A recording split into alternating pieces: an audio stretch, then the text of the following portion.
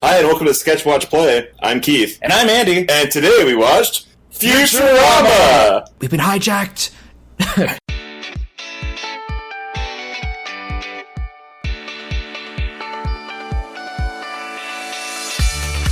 Hey everyone, I'm John, and this is episode 35 of Sketch Watch Play. We are a monthly pop culture podcast talking games, cartoons, TV, movies, and all sorts of geek pop culture.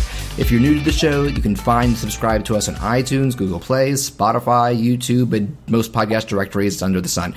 We're on Twitter at Sketchwatchplay, and on Facebook, facebook.com/SketchWatchPlay as well.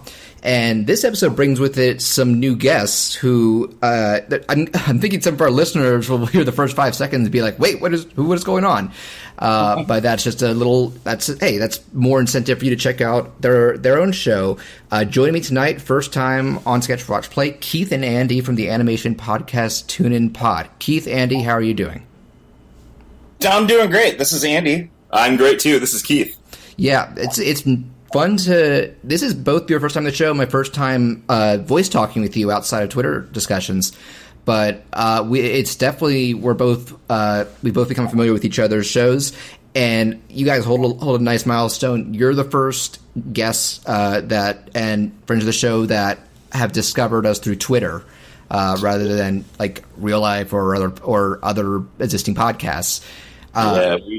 We seem to share a knowledge of the Denver the Last Dinosaur theme song. An appreciation, if you will. Now, first off, I'm sure we'll have many listeners who don't listen to every podcast that I do, so they might be like, what is Toon and Pod? So describe to us, what is the format of that show? What's it about? Hi. Well, this is Andy again. So a few years back, all Keith and I could ever do was just sit around and talk about cartoons that we love. There's 10 years in difference between us. We're not going to tell you which one's older, though. Right. But I grew up in the 80s and watched a bunch of sweet-ass 80s cartoons. And I grew up in the 90s and watched a bunch of anime. Yeah. So we take turns subjecting each other to cartoons of our childhood. I got Keith with Denver the Last Dinosaur. Mm-hmm. And I got you with Street Sharks. Ouch. So. Yeah, you guys have had a little rough patch lately in terms of like show quality. It was like back-to-back Street Sharks and Black Star, like the proto. Oh man! And coming up is the World of David the Gnome. Yeah, I'm not looking forward to that one. No. Oh yeah, I remember I watched that when I was like 4 or 5, and I will say, because you said you're watching the first episode, right? Yeah, we typically watch the first one and then like one that we remember. Do you know about the finale to David the Gnome? I haven't told Andy it yet. Okay, but are you going to? But we're going to watch it, yeah. Yeah, definitely. Okay. Not saying anything, but holy shit. If I had seen that as a kid, I would have been traumatized. Yeah. But yeah, no, it is mostly, there's a lot of it driven by nostalgia, but I think one thing that is really cool is that you aren't held back by any specific time period or demographic. Like I have the list pulled up. One day you might talk Batman the animated series, then followed up with like Muppet Babies. You'll talk like more adult-oriented cartoons like Venture Brothers. I'm just looking at it. Just we did Metalocalypse, but we specifically focused on what's the clown? Dr. Roxo. Dr. Roxo. Oh, I love Metalocalypse. Yeah, I'm just looking at. And Deep Cuts, too, another early one that caused you guys pain, but I remember Sherlock Holmes in the 22nd century. Misery does love company. So. Yeah, it's about as dumb as the title suggests, but I remember that show. Yeah, and it's just neat because I think one thing about it is that it's both very funny, but you're still able to do like legit critiques of like what works and doesn't work from a modern perspective, its demographic, your demographic, and it's just really cool that I feel like if this show is guilty of anything, it's often focusing too much on newer stuff, and it is kind of refreshing to just because, and also you talking about you guys spanning different generations, but being able to either introduce or reacquaint with all sorts of stuff. I will say our goal was to specifically watch cartoons that are not on the air anymore, and we've strayed from that a bit, but it's been for the most part. I'm just thinking about like some of the other stuff. Like I've noticed a definite. So one of you is definitely like a He-Man fan, right? I think. Well, so I grew up a massive He-Man fan. Yeah, and then I got we started doing a few He-Man episodes on the show. A few. I think in 1 year we did 3 or 4 episodes of He-Man. Like Right. Masters of the Universe, the movie, and then The Christmas special with She-Ra? The Christmas special. We did a what we called a rerun episode where we just watched He-Man again because we like He-Man. Mm-hmm. And then the actual He-Man episode. So yeah, 4. Gosh. And then Keith was working at a comic book shop, and when He-Man came on Netflix. And so we watched the entire first season. Yeah, I So just had it on in the background, and people just come in and just stand and watch the TV for the longest time. I'm like, hey, Yeah. buy something, dude. Yeah. Now, I'll admit, I'm because I'm also a 90s kid. I still have never seen the original He-Man, but I'm definitely aware of what a kind of cultural milestone it was, especially because I recently watched. Have you guys seen The Toys That Made Us? Oh, yeah, absolutely. And that He-Man episode was fantastic. That was my introduction to that series, and knowing so little about He-Man, I was like, okay, I think I get why this works so well and still means so much to people, because there's a lot of good foundation there. Actually, I'll admit, I do have 2 other exposures to it. One, I watched the live-action movie, not the best representation of He-Man. Hey. It's a bad rap. I still stand by it. You stand by it. I'm not going to judge people for liking it, but it's very far removed from what people think of with the original show. So far away. But I'll sweeten things a little bit. I actually was a big fan of the early 2000s reboot when it aired on Toonami. Yeah, I liked it as well. I only caught the first season and a half. I watched most of it. It was canned because the sales as a whole weren't doing great, and I was legit bummed out. I was like, I get it. This is fun. And how do you guys feel about the New Adventures of He-Man? Oh, the 90s one? I've never seen it. Has a ponytail? No. Not my He-Man. Hard pass. That's what I've heard that's the reason you hear don't people talk about it much, because the opinion is basically no. Like I've never seen even a clip of it. But it is just funny looking at how you guys. Were you excited when you were about to watch Black Star? Because it's like the proto He-Man. This will be, similar. So, I was so excited because 4-year-old me was like all about that show, right? I can still remember talking about Black Star with my parents when we were leaving like a Pizza Hut one day and telling my dad what a cool show it was. My dad was like, yeah, it's great. And then I watched it and I was like, what the hell? What the absolute heck? I think that's the most you've sounded in pain in the episodes that I've watched from you guys. Like even more than Street Sharks. I actually got some feedback last night from a listener, and it was a direct face to face. He's like, "Ooh, you guys did sound good. You sounded like hurt, like you're traumatized." Yeah. It is funny thinking about how I don't have that much experience with Filmation, but I guess they could be a real hit or miss studio, because I have seen similar to the title. I saw the movie of Brave Star. I don't know if you guys ever watched that. Oh, the animated Western, movie, right? Yeah. Oh no, we've did Brave Star. I need to listen to that episode. I liked that. Yeah, we did a very special episode because Brave Star was another one of those great cartoons that ended with a morality lesson at the end. Oh yeah, PSAs. Yeah, nothing cool like the Magna Carta that we got out of He-Man. But in the Brave Star episode that we watched, a kid died from doing drugs. It was Holy sweet. Yeah. And if you haven't watched He-Man, do yourself a favor and either watch a couple episodes or just look on YouTube for like a compilation of the morality lessons, because out of context, they're amazing. I thought you were going to say watch the Hey parody, but everybody's seen that. Yeah. I might watch. I think some of it is on Netflix. I might give it a go. But I like how we spent like 5 minutes just talking about He-Man and other stuff by proxy. But the last thing I'll say, because I was talking about Filmation being hit or miss. I think the episode I've re-listened to the most of you guys, of the ones that I have listened, was their Ghostbusters episode. The real Ghostbusters? No, Filmation Ghostbusters. Oh man, that was another rough time. That's a rough one. It's funny. As a kid, I remember, because I was also too young to live when the Ghostbusters movie franchise was a huge deal. But I remember my grandma had like a random collection of VHS tapes of TV cartoons and such, and one of them was marked Ghostbusters. And I was like, oh wow! It's, I assumed it was real Ghostbusters, and then the mom was like, what the fuck is this? And I was Grandma, you lied to me. And I remember my main memory of it was it also had PSAs, and I remember like the TV ghost and a bat talking about parents, and the episode closed with the TV going, and you know why that is, kids? Because they love you. I was just like, this is not my Ghostbusters. Yeah. And it took a while before I figured out. This transformation sequence that's just guys putting on cargo shorts. Oh yeah, didn't they play it every episode? Just to, it's. I mean, same as He-Man to fill up time, but He-Man has an awesome sequence. He-Man's sequence is amazing. But it's iconic. So let me tell you a quick story, because this is what we do on our show. So I was probably 6. My brother's 4 years older or younger than me.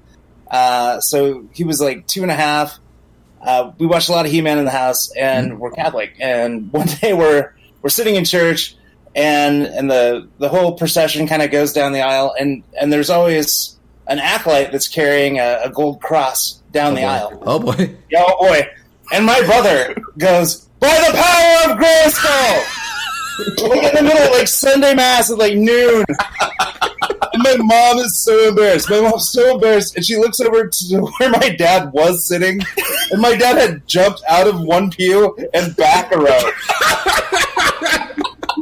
I don't know that. No, that's not my kid. That's so embarrassing. You left the family. And then 10 years later, they got a divorce, and he really loved it.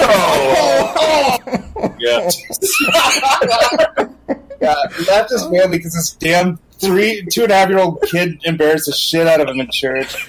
I wonder if there were any priests who like didn't know what Grayskull was. They thought it was like some satanic ritual. Yeah. Because Grayskull sounds very occult, like on its own. They probably did an audit of all their Sunday school materials and whatnot to make sure that they're not teaching a cult thing. And last thing I'll say, because one of your kind of less traditional episodes, but one that is a very nostalgic thing, when you reviewed the original Power Rangers movie.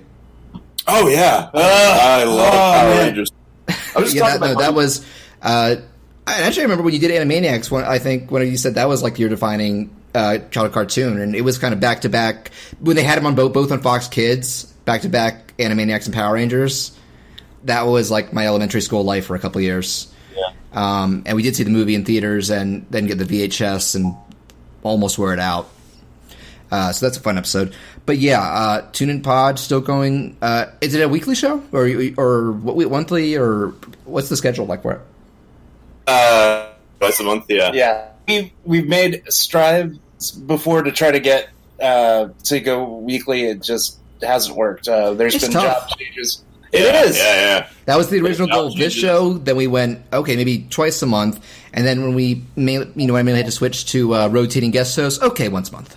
Yeah, there you Juggling enough in real life stuff as it is. Mm-hmm. But yeah, highly recommend you guys, you listeners. I was going to. That made it sound like, hey, Keith and Andy, you should check out Toon and Pod. It's done by these guys. Yeah, Keith and Andy. I've heard it's amazing. So yeah, you might like those guys. They remind me of you.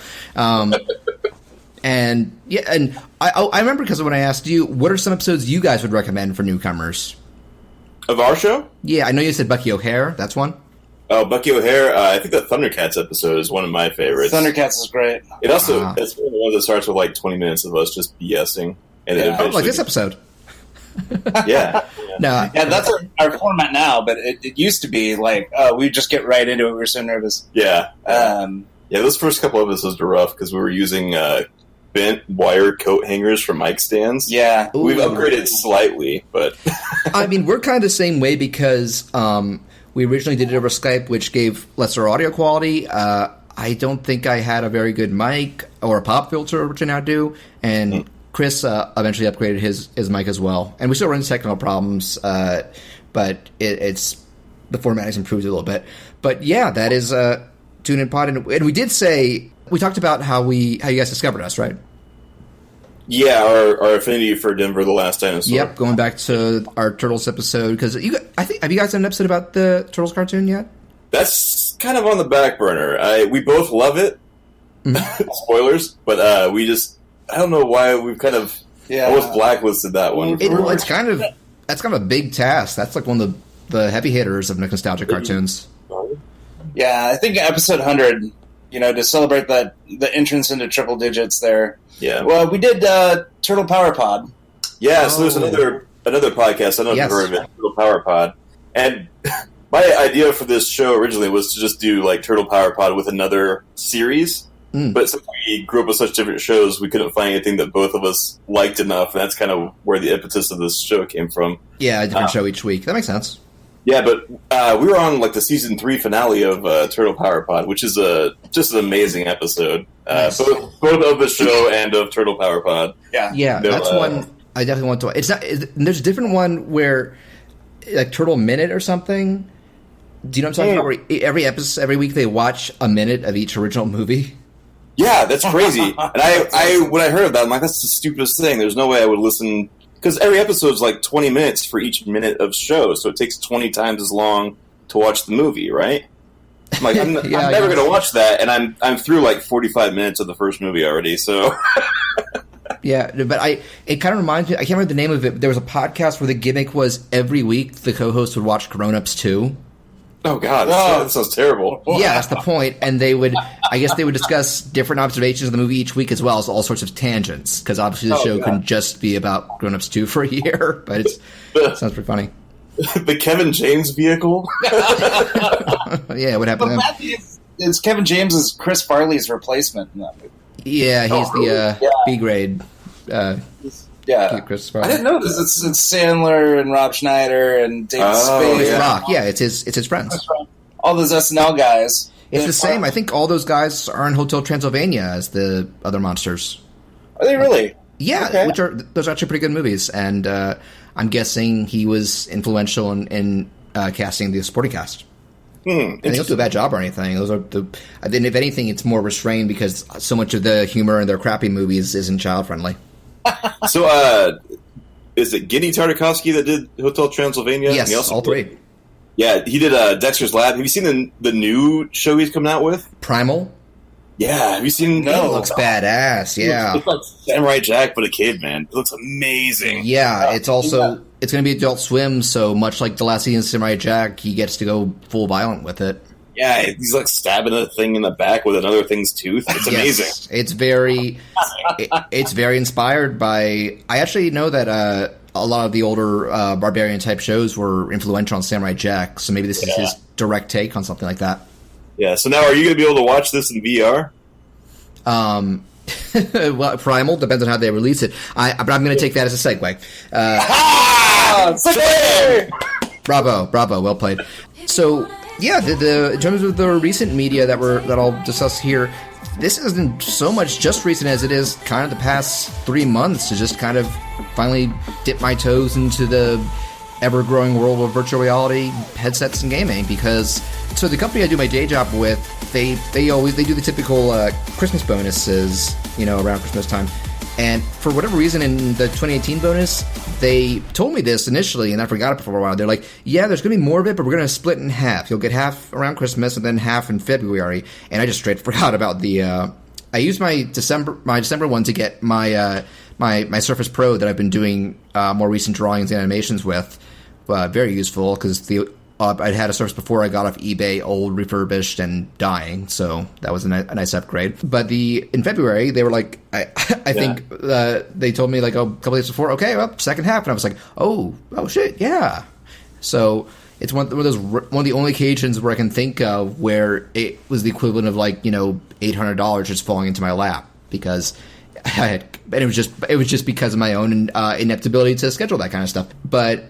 I had kind of been curious about this for a while, and there were games for it that caught my interest. So yeah, once it came out, when somebody went through, I went over to the nearest Best Buy and bought myself an Oculus Rift, and then got home and set up its software, made some purchases there and on Steam, and having great fun with it. Now, I think I heard from one of you guys that you have dabbled a little bit with headsets with VR. I don't know. We wouldn't see a lot of usage out of. I mean, some Lawnmower Man stuff or whatever, and the gold standard for VR. Yeah. Exactly. VR, the real VR experience. An accurate representation of the future, where lawnmowers come out of your mouth and kill a guy's brain and set priests on fire. Yeah. Right. Yeah. VR2, the virtual reality. My childhood, if you told me about VR, I would think of VR Troopers. Oh yeah. Another very accurate representation of the VR experience. Yeah. But yeah, no, the Rift is, and I didn't get. Because they're also it's making headlines lately again because they've released new models. I can't remember if one of them is called the it's still the regular Rift, but it's like the S or something, like more compact. And the big one is the Oculus Quest, which the big gimmick there is, not only have they redesigned the headset to be more comfortable and lightweight and such. Now the Rift itself is basically you think of it as an accessory for your computer, right? Because they already have a fairly gaming capable laptop. It's getting to be like 4 years old, so it's showing some age. But the idea is that you plug. My version comes with the headset, 2 wireless controllers akin to like a Wiimote, and 2 sensor not even bars like sticks, these more vertical ones.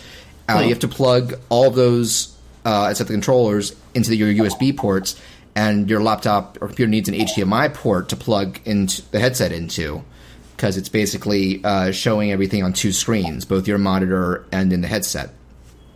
And so that way, whoever walks into the room can see whatever porn you're watching. Yes. If I ever do watch porn on it, and thankfully I live alone, so the worst that would happen is that my parrot's watching it while as long as he can't hear it, because I don't want him mimicking sex noises. God, no. I mean, he's an observant little guy. My parents and I take turns taking care of him, and first what I taught him was hello, so now he would watch them whenever the phone would ring, they would answer it. So now whenever they're taking their smartphone out of their pocket and bringing it up to their ear, before they say anything, he says, hello? Oh, goodness. Yeah, so he would be, so I'm like, no, keep the porn away from this bird. He's gonna be... But moving away from parrots and porn, it was all, but it is helpful because I did want to mention past guest of the show, my brother Patrick, who actually you guys have heard because he was my guest on the Turtles episode. Yeah. He's also a big gamer himself. Mainly these days, he's all about the Switch because he's very often out of the house, and so his poor PS4 is collecting dust. And he had been curious about trying Smash Brothers lifestyle. Smash Brothers, Zelda. He played Skyrim to completion on it. Oh wow! Yeah, I'll have to ask him what he's been playing lately. But he's a much. I'm the reclusive geek. He's the active geek. So Switch is a very good fit for him. But I've been invited over because he was curious about VR and the Rift, and he'd also been hearing about the Quest because he hasn't been thinking about getting one because he was like, I have a pretty simple Mac laptop. There'd probably be some compatibility issues, and it probably would just run like crap. But he knew about that. The thing about the Quest is basically a standalone computer or console with all the menus inside of it, and it also is. It doesn't need sensors or because you also have wires connecting. For the headset, you have the USB and HDMI plugged in. The Quest is wireless and basically portable. So, and most of the MVP titles for the Rift are being ported over because it's not everything's instantly compatible. They do have to make revamp it as a Quest port. And so he came over and I got to watch him and he got to watch me play. Have you heard about Beat Saber? Is this the one where you have the lightsabers, the one's red and one's blue, and you chop off blocks? Yeah, this is MVP of VR for me. It's a rhythm game, and I saw it in the commercial, so it must be good. It's very good. It works. It's a simple concept, but it's very, very satisfying. Yeah, the idea is each controller represents, for all intents and purposes, a lightsaber, and you're in this neon Tron world. Colored cubes fly at you. They're color coded. You got to hit the red with the red and the blue with the blue. They also have arrows telling you which directions you got to slash. And your points aren't just based on timing, but how strong the arc of your swing is and how close to the center of it you have. So there's a lot of factors out there.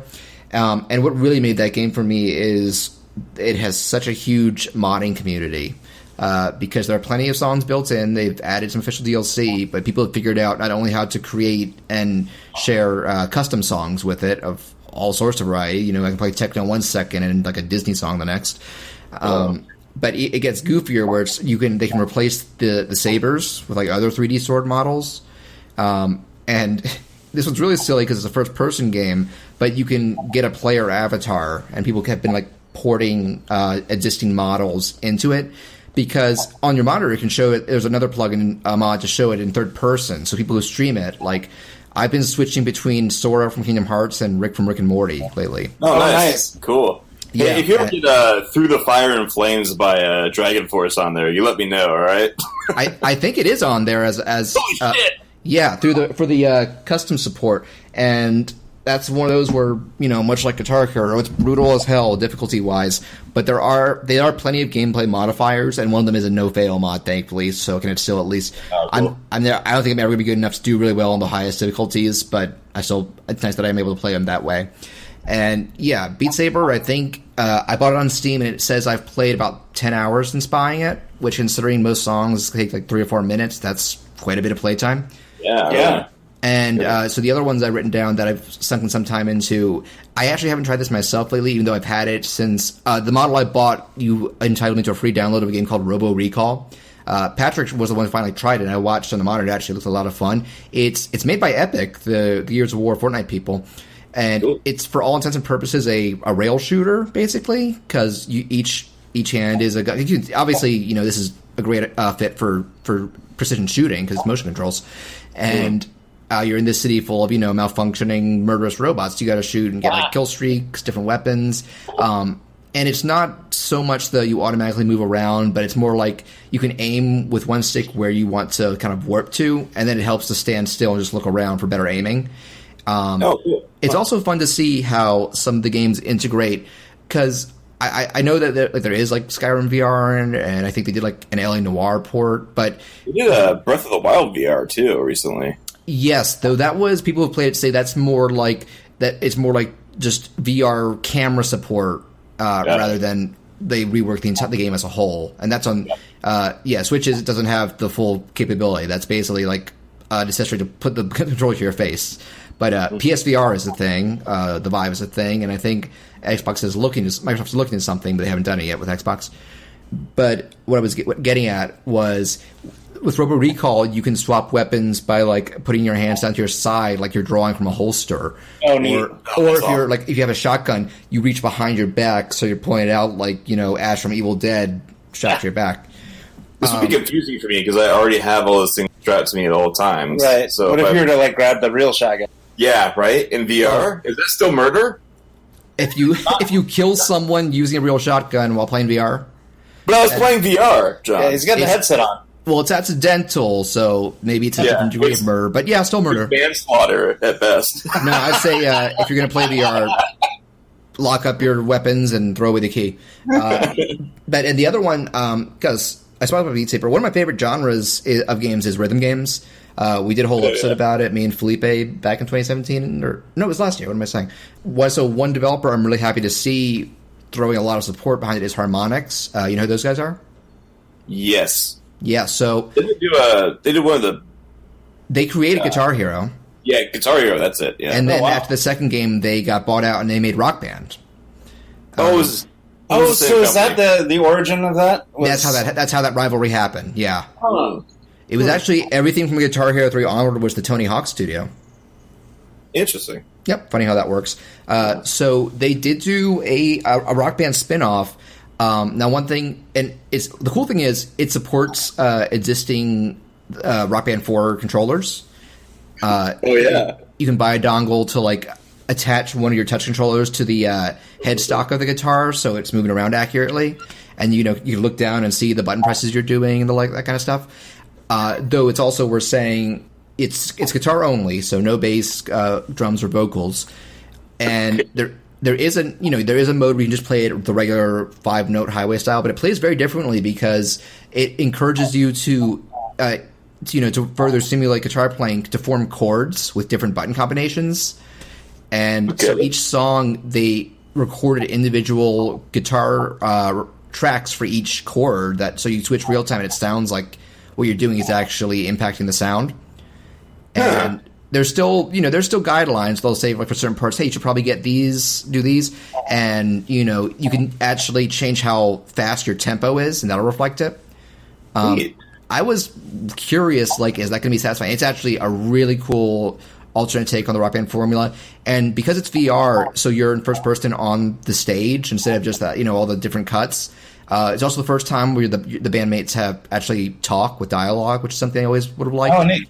Huh. Yeah, and other nice touches, like when you activate the star power, and while you're doing it, if you nod your head to the beat of the song, your star power you'll gain more while you have it active. Oh wow, that's amazing. Yeah, or other little bonuses like in Mario Kart. Yeah, right. Like there's everybody has a microphone in front of them. If you take a step forward and speak into your mic, you'll hear yourself in the speakers of the headset, like you're being broadcast. Totally optional, but just a nice touch. And seeing the whole crowd doing that, actually getting a good look at it, it's a very satisfying experience. So, and the other two things that Harmonix done, one is called Audica, a totally new IP. More abstract, but just kind of akin to Beat Saber because it mixes. You have a blue gun and an orange gun, and you're shooting targets that kind of fly across that are color coded and have indicators like here, hit this or hold down the trigger on this to be the song. A lot of fun. I think it's still in early access. They're still adding a lot to it over time. Main thing that keeps me coming back to Beat Saber more is Arctica's a lot tougher in comparison, even on the easier difficulties. And the last one I'll bring up because again, them bringing back. As I view it, the only good reason that I own a Kinect for, they brought back Dance Central for Oculus just the other day. Which, did you ever try that series? You guys say something? Yeah, yes, we're saying something right now. Okay, so I'm sorry. I think there's some times where I talk for a while, then you guys, your audio ducks out. So are you familiar with Dance Central? Dance Central, yes, yeah. I mean, I've seen the... I think they used to have like a pad game, right? And then... Yeah, no, it was for the Kinect. It was Dance Revolution. Dance Revolution. No, no, it was Dance Central with Star Wars characters. That was basically a ripoff of that. That gameplay style. They had it was original characters to like all sorts of modern retro pop hits, and it was a lot of fun and the best use of the Kinect as far as I'm concerned. So I assume when the Kinect died, the series had died, but they just put out a new one, and it actually Oculus is a very good fit for it so far from what I've played. I feel like VR is still in that weird spot that the Wii was in for like the first 2 years it was alive, where it was just like virtual Jenga and crap like that. And there's not like a bowling and stuff. Yeah, there's not like an alien title yet. No, I'm sure there's some stuff like that. I've already downloaded, but have yet to try like a virtual poker game. But there isn't as much, standard, here's this real thing, but VR as you might think, at least in terms of the heavy hitters. I need to tell you that virtual poker was already a thing. Right, but not virtual reality poker. Oh, of course. It's that one where it makes all the difference. Oh, and real quick, another thing that makes all the difference, or a neat use of the controls and immersion. In Dance Central for the VR, you don't pull up menus like covering the screen. You're supposed to look down at your hip and grab your smartphone. And so, neat. And so with one hand, pull it up and bring up all the game menus, and then tap. Slide and all that, and then they even do like a bonding thing where there are different playable characters you can dance with, and you can like you'll get text from them when you after dancing. You can choose your replies and build like a bond meter. So when you reach the top, I think like The Sims meets DDR. Yeah. Or I was gonna say a dating sim, but I don't think there's any dating. It's more like friendship or something, and it actually unlocks like new outfits for them and your avatar. It's a cute touch because I always thought it was neat how they had like the characters had individual personalities and voice acting. You're getting really close to the movie Gamer at this point. So I'm gonna turn Gerard Butler. Hey, I mean, we can all dream, right? Yeah, I can dream better.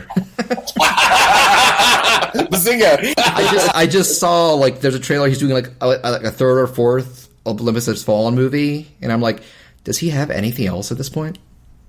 I don't know how people keep funding this stuff, or he keeps watching it, but that and Geostorm and my Geostorm. God. Did you see Geostorm? And How to Train Your Dragon is over too. He can't do that character anymore. Oh, that's right. Yeah, he was a character. Wasn't he was dad. But I can't believe how much how to Train Your Dragon stuff is out there. I know. It's a large series. Yeah. I still need to watch the Netflix show, but the movies are quality. And actually, I still need to watch the third one. It's out on DVD now. But do you have any questions about VR in general or what I've said? Do you think it's a fad or no? I don't know if it's ever going to be as big as the console stuff, but I feel like I've seen increased interest and quality or / reception of what's been coming out lately. Beat Saber's huge. What are some other things that I've like, or even crazy stuff like VR chat? I don't know if you guys have heard of that. Yeah, it's where like celebrities can watch movies with each other. No, VR chat is like a 3D chat room where you can download avatars and they sync up. They mocap your talking and movement. That's scary. It's nuts because you have all these like anime and game characters running around, and that's actually where the Uganda Knuckles thing happened. You guys remember that? You cut out on us there. What'd you say? I said that's actually where the Ugandan Knuckles thing happened, if you remember. Oh, yeah, I've heard of that, yeah. But there are other apps, like, I showed it to my parents, and the one I let my mom try was, like, a theater app where you can play your video files, and you're sitting like an auditorium or like a drive-in. And man, I remember my mom just laughing, looking around, like, "Oh my gosh, Jack." That's my dad's name. "Oh my gosh, Jack. Oh my gosh. Just, I didn't know it was like this. Wow, I didn't know it was like this, Jack. Oh my god, Jack." Is there ever a guy in that VR auditorium that's like illegally filming the movie that you're watching? That would be a great touch. And then like the cops go, like, hey, no. or an usher comes in and like, "You need to leave, sir." But VR. No, like I said, one of the things about VR is I think a lot of people would assume that controls would function basically the same as your home consoles, and it doesn't work that way. Mm-hmm. I think when they've tried doing like controls like that, it's been kind of disorienting. But that's why there aren't a lot of our VR games where it's like you move the analog joystick and your guy walks around like it normally would. But I think it's also, I see a lot of opportunities there, and we're already seeing some really cool uses of it, like Beat Saber, like VR chat, or new takes on IP that's good for like what Harmonix is doing. Because my brother, he also, have you guys heard of that game Super Hot? No, we haven't. Looking that up. It's an indie FPS. I haven't played it yet, but the idea is there's kind of a strategic element because time is frozen while you're standing still, so the enemies only move while you do. So you're kind of planning your attack there. And they recently released a VR port that's supposed to be fantastic. That's awesome. That sounds a little bit like the angels from the Doctor Who. That sneak up on you from behind. Oh, God. The Weeping Angels? Weeping Angels, yeah. I need to watch Doctor Who. They have released and are releasing Doctor Who VR games. Are they all just keep your eyes on the statue forever and otherwise you kill the one that I'm aware of that's like a free short kind of cinematic one now is you and the 13th Doctor running around some sort of headquarters. And I actually like the style of it. They made Jodie Whittaker kind of look like Disney style, and it's a cute touch. And they're doing I think they've announced they're doing a newer, bigger, more realistic looking one, but I don't know much about it. But I assume they'll make use of the show's cast because previous Doctor Who games have. And I still need to watch Doctor Who. I think I'm gonna skip VR and you go straight into the like brain implant they put into you. Yeah. Once that comes out, I'll be the first guy in line. Once that comes out, when we're all like 80. Yeah. Hey, at least it probably won't make. We'll just need your mind and not your bones. But yeah, closing thing I'll say, I've had a lot of fun with the Oculus so far, particularly Beat Saber and Dance Central, and there's still some games I bought that I haven't tried yet, like one called Sprint Vector, which is kind of like a competitive parkour game. That's supposed to be fun. Where you're in like this like game show of the future, things something like Wipeout, but with like aliens and big stadiums. You're not jumping around in your living room while you're doing this, are you? No, the main thing it does is you move your arms as if you're running. That's what triggers your guy running. Oh man! I watched Patrick try it. And he said he enjoyed it, but he did want to tell me because he finally did the other day buy his own Quest, and he said he's been trying Super Hot and Robo Recall and Beat Saber on it. He says they run well, and in his opinion, the kind of portability, no wires aspect of it feels like a real game changer. That's cool. And my favorite thing he said, I won't share it on the podcast or anything. He sent me a photo of his girlfriend who rarely plays video games with all the stuff on and saying, "Oh yeah, she's totally hooked on Beat Saber." Anything to get my girlfriend to play video games, right? Yeah, that can be a tough thing to do. I remember his college girlfriend did like Pokemon though. Good. Everyone should. Till that's my parents. But yeah, so VR, Oculus Rift, recommendation from me, Quest recommendation from Patrick. If you're interested, look into pricing, model details, what titles work on what, or wait, like I said earlier, wait for the brain implants. Well, it sounds like if you get another bonus this Christmas time, you could buy one for myself and Andy, and then we could experience it ourselves, right? We'll do a follow-up episode with you. Well, I will. I'll put it on the list of maybes. A hard maybe. Hard maybe. I'm already like I could really use a 4K TV, but that's hard to save up for. I'm a guy who I've got my priorities, and they're crazy priorities. I'm already trying to be like, okay, I got to start saving to pay voice actors for my passion project cartoon. There you go. Nice. Other people want to buy a house. I want to have like, okay, you're voicing the robot, you're voicing little sister. Go back to our passion projects episode, and I'm getting ready for the first full episode of Spacious, so you'll know what I'm talking about if you listen to that. Thinking about voice acting, though, are you aware that William Shatner wrote a book series called Tech War? What? Yeah. So, in between Star Trek's 5 and 6 or whatever, he wrote a series of books called Tech War in order to make a TV show where he would star as like the main protagonist. Well, he was too old to be the protagonist, and this is like the early 90s. Mm-hmm. And Greg Evigan, the other dad from My Two Dads that wasn't Paul Reiser, ended up playing the good guy. Well, William Shatner did the audiobooks for Tech War. Oh. But he did all of the voices for Tech War. So when it was a robot, they like put him through a robotic auto-tune. And when it was a female, he would be like, oh, it was a really high-pitched Shatner voice. I mean, it was the same voice. I mean, it was just real breathy and high, and yeah. I was like Adam West. I don't know where the joke ends and the real person begins. Yeah. Oh man, that's amazing. Yeah. I think Adam West took that secret to the grave. So, but do you have these other books? You used to be able to get them at the library. Okay. I'm sure you could get them at... I knew those buildings were good for something. Yes. Yeah. Not just mentioned. I actually listened to an episode. I think it might have been Black Star, because like you guys are Star Trek fans. Yeah, we are. Yeah. I think Keith reluctantly. Yeah, I've kind of been dragged into it. I was never into it, but then my wife has watched all of it, and I know you, so I have to watch it now. There's a lot of it out there. My main exposure outside of the reboot movies was my old roommate a couple years ago. He was a completionist. He had seen every episode of every show. Oh, man. And since so many of them are on Netflix, he convinced me to watch an episode of Next Gen and the first episode of Deep Space Nine, and I liked what I saw. I just need to get back to it someday. My wife's watched like all of it except for the cartoon, and the cartoon's on Netflix, and she's like, I'm never going to watch that. And then one day I would come downstairs and guess what she's watching? Star Trek the animated series. And was that Filmation? It may have been. May have been, yeah. Yeah, I've never watched it, but I've heard people say like it actually is better written than you'd expect, and they got back most of the cast. Yeah, it's not like...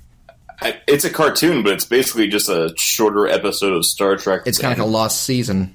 Yeah. Yeah, it's really season 4. They had a lot of the original writers. Yeah. Okay. Oh, it was Filmation. I'm looking at the Wikipedia now. Yeah. And it was everybody but Walter Koenig. They didn't bring him back. They couldn't afford him. And so they just had James Doohan do like 9 voices. Will she? Speaking of great animated sci-fi shows. And speaking of cartoons that use the original Star Trek cast. Yeah! Boom! Turnabout is fair play. I did a good segue. And actually, I got to grind to a halt because now we got to save what we have. Okay. Sounds great. We're going to go make some more cocktails, and then we'll be right back. I'm going to get some water, and I'll be right back. Can I ask you a question? As long as it's not about my eye. Is it about my eye? Sort of. Just ask the question. What's with the eye?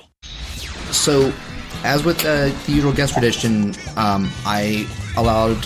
that's cocky. I asked Ethan and Andy to send possible ideas for the main topic. And, it could be a cartoon, it could be whatever.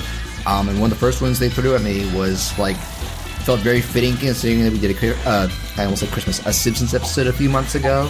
It fits the geek culture animation love, and it was also, I'm just going to admit, it was a good excuse for me to revisit a show I'm very fond of and hadn't watched in a long time. A little-known favorite called Futurama. Dun, dun, bum, bum, dun. It's funny to say Christmas, because I always thought the opening theme sounded very holiday-like, so the jingle style of it. Yeah, it does kind of hit those full, bell... Yeah, it's the bells. That's what it is. Yeah, I could totally imagine a remix of it set specifically for the holidays, like additional jingles in the background or something. But yeah, Futurama, a very, very well-known show and very well-respected and beloved show, and yet one with very well-known struggles from the distributors behind it. which is nuts considering who made it and why he made it, because this was Matt Groening's follow-up show to Simpsons. Right. And a really passion project for him, too. I mean, he was... and it shows. Getting this done. It was like him and David X. Cohen, who was also on The Simpsons. Yes. Was one of the creators. Cohen's name pops up, and I don't know the credits for almost every episode as one of the main producers. Yeah. And one of the ones I recognized, the names I recognized when it popped up was, I believe his name's Rich Moore, who because he went on to direct Wreck-It Ralph and Zootopia. That's right. Oh, wow. Yeah. Nice. He's at Disney last I checked. And so, John, one thing we do is we talk about where we were, because there's 10 years between the two of us. Where we were in our life when this show came out. So it came out in 99? Yes. Because it starts at Y2K. Right. So Andy, where were you? I had just started my career as an IT professional. Oh, wow. Yeah. I turned 21 in 1999. Oh, goodness. Yeah. And so having spent the previous years drunk off my ass, I don't like change. Change is scary. So, understandable. After escaping from rehab, I got home one night and I watched. The Futurama. The buzz was kind of big, right? I mean, from the creator of The Simpsons. Yes. And I watched it, and I remember wanting to love the first episode, right? Yes. And I felt underwhelmed. Oh, okay. Now, was this an after the Super Bowl premiere? Maybe. It was definitely often preempted by football and baseball games. Absolutely. Yeah, because it was that Sunday night time slot. It was not great scheduling. Yeah. Where are you at, John? I'm going to show my unage here. I was in the middle of middle school. I would have been, I believe, 12, if we're talking middle of 99. So, yeah, I looking back, that was all about, man, that was really me coming into my own as a geek. Obsessed with anime, obsessed with, all right, get home and watch Pokemon and Toonami and all this stuff. Nice. Adult Swim hadn't started yet either, so I think this was also when I was starting to fall out of love with Simpsons. Go back to our Simpsons episode, because I think I kind of dipped out around around the same time as a lot of other people. But I was very much aware of the hype for this. And I also remember being kind of underwhelmed by the first episode, which is funny because I rewatched it for this episode and now I really like it. But it was still a show I would catch on and off during its initial airing, and then really get into when Adult Swim reran it. Yeah, I remember. I'm about the same age as you, I think, because I was about in middle school when this came out. All right, yeah, pretty close. I remember really liking the show, but it was always like, this was on at 6, and then whatever random shit they had on Fox was on at 6:30, and The Simpsons was on at 7. Yeah. So it was like there was no incentive to watch this show because you had to sit through the bad episodes of Malcolm in the Middle or whatever. Who gives a rat's ass anyway, or something like that. Yeah. So for me, I watched the show and I was trying to catch it, but being 21 at the time and just starting on life, I got married, got divorced during the original run of the show, had a kid and everything like it. There's a lot going on for me. The full gamut of life experiences. Oh, absolutely. There were always episodes I liked. Mm-hmm. Yes. But for me, my true love of the show... Okay, so when I really started to love the show was when I was able to buy the DVD boxed sets. Yeah. And then... This was during the advent of DVD box sets. It was, and it was the first TV show box set I owned. Oh, it's a special thing then, too. Yeah. Yeah. And that gave me kind of the freedom to watch the episodes how I wanted to, when I wanted to, and my really good friend Sonic and I, named after the hedgehog. Of course. I would go over to his house. He worked at Outback. And back in the days, I could stay up till 4 a.m., no problem, still go to work at 8. That'd be great. I miss those days. We would watch, like a disc of Futurama episodes and just crack up watching them. It was great. It was like the same year that my mom got me like a television for my room, or most of the next year, because I got a television for my room one year. Nice. Next year, a DVD player and season 2 of Futurama. And, oh man, it was just fantastic. Nice. First box that I ever owned as well. Man, I think about those golden initial years of DVDs, and my family did, I think in 2001, get like a big 5-disc DVD player that they might still use on one TV. But my main source of playing them became when I got my PS2. Oh yeah, yeah. That was a big selling point of that console too. I think that's why I think that's one of the reasons it's still like the best selling console ever. Yeah, It's one of my favorite consoles ever in general, next to Super NES. I still have that DVD player that my mom got me because it stopped working while I had like season 4 disc 3 of Futurama in the DVD player. I just never got back to unscrew it and get that disc out, but I still have the whole DVD player just for the disc. I know it's in there, and let's get out the season 4 disc 3 machine. Yeah, right. Yeah, that's almost a Futurama joke. Like they build a machine that can just play one movie or show. Yeah, I think where I really fell in love with the show prior to getting those DVDs was all the reruns on Adult Swim. Actually. No, that was huge for them too. Yeah, that blew my mind at the time too, because I was like, "What? Warner Brothers isn't going to get a Fox show?" And they're like, "Yes, we are." And then both rerunning it and Family Guy is what led to those shows renewing popularity and getting resurrected. That and DVD sales. I mean, but I think the DVD sales were helped by Adult Swim too. Yeah. Oh, I agree. I mean, that was a commercial every night for 30 minutes.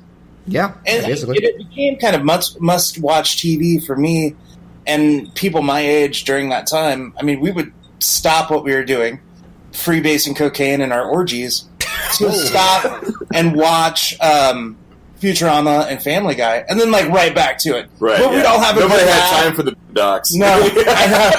Bunch of racists. Wait, are you calling the Boondocks racist, or is Boondocks calling you racist? Because I can it's up to our listener to decide. Okay. I mean, in the world of Boondocks, we're all the racists, but that's okay. But yeah, no, Futurama is just. I'm kind of mad that I didn't. There's still a lot of it I haven't watched. Not just when it came back on Comedy Central, but of a lot of the original run. Oh man! But it's just showing a really good batting average. It's very rare that they did an episode I didn't like.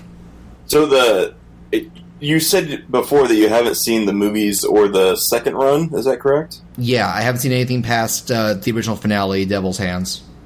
Yeah, so you still have a good batting average. Yes, I know that's the second run's not so great, and the movies are kind of hit and miss as well. Yeah, I kind of bad out because people weren't big on the movies, and looking at the Comedy Central episodes, they're definitely ones I want to watch. I know people generally liked the final episode.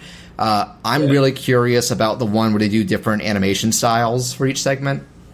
That's one that's like 30s one, rubber hose Cuphead, one that's like 8 16-bit pixels, and one that's just anime. Because I saw a picture, it's like Amy is basically Sailor Moon, and Farnsworth is basically Gendo from Maybe Kelly. Yeah, that's kind of what they started doing with every finale. Was like there was one that there were Galapagos turtles and stuff. Yeah, they just kept experimenting, like a bunch of what if stories. Yeah, but not with the what if machine, just randomly, which never came back. Yeah, which was a tragedy. I think once Farnsworth saw what would have happened if he'd done the thing longer, he's like, well, let's work us done.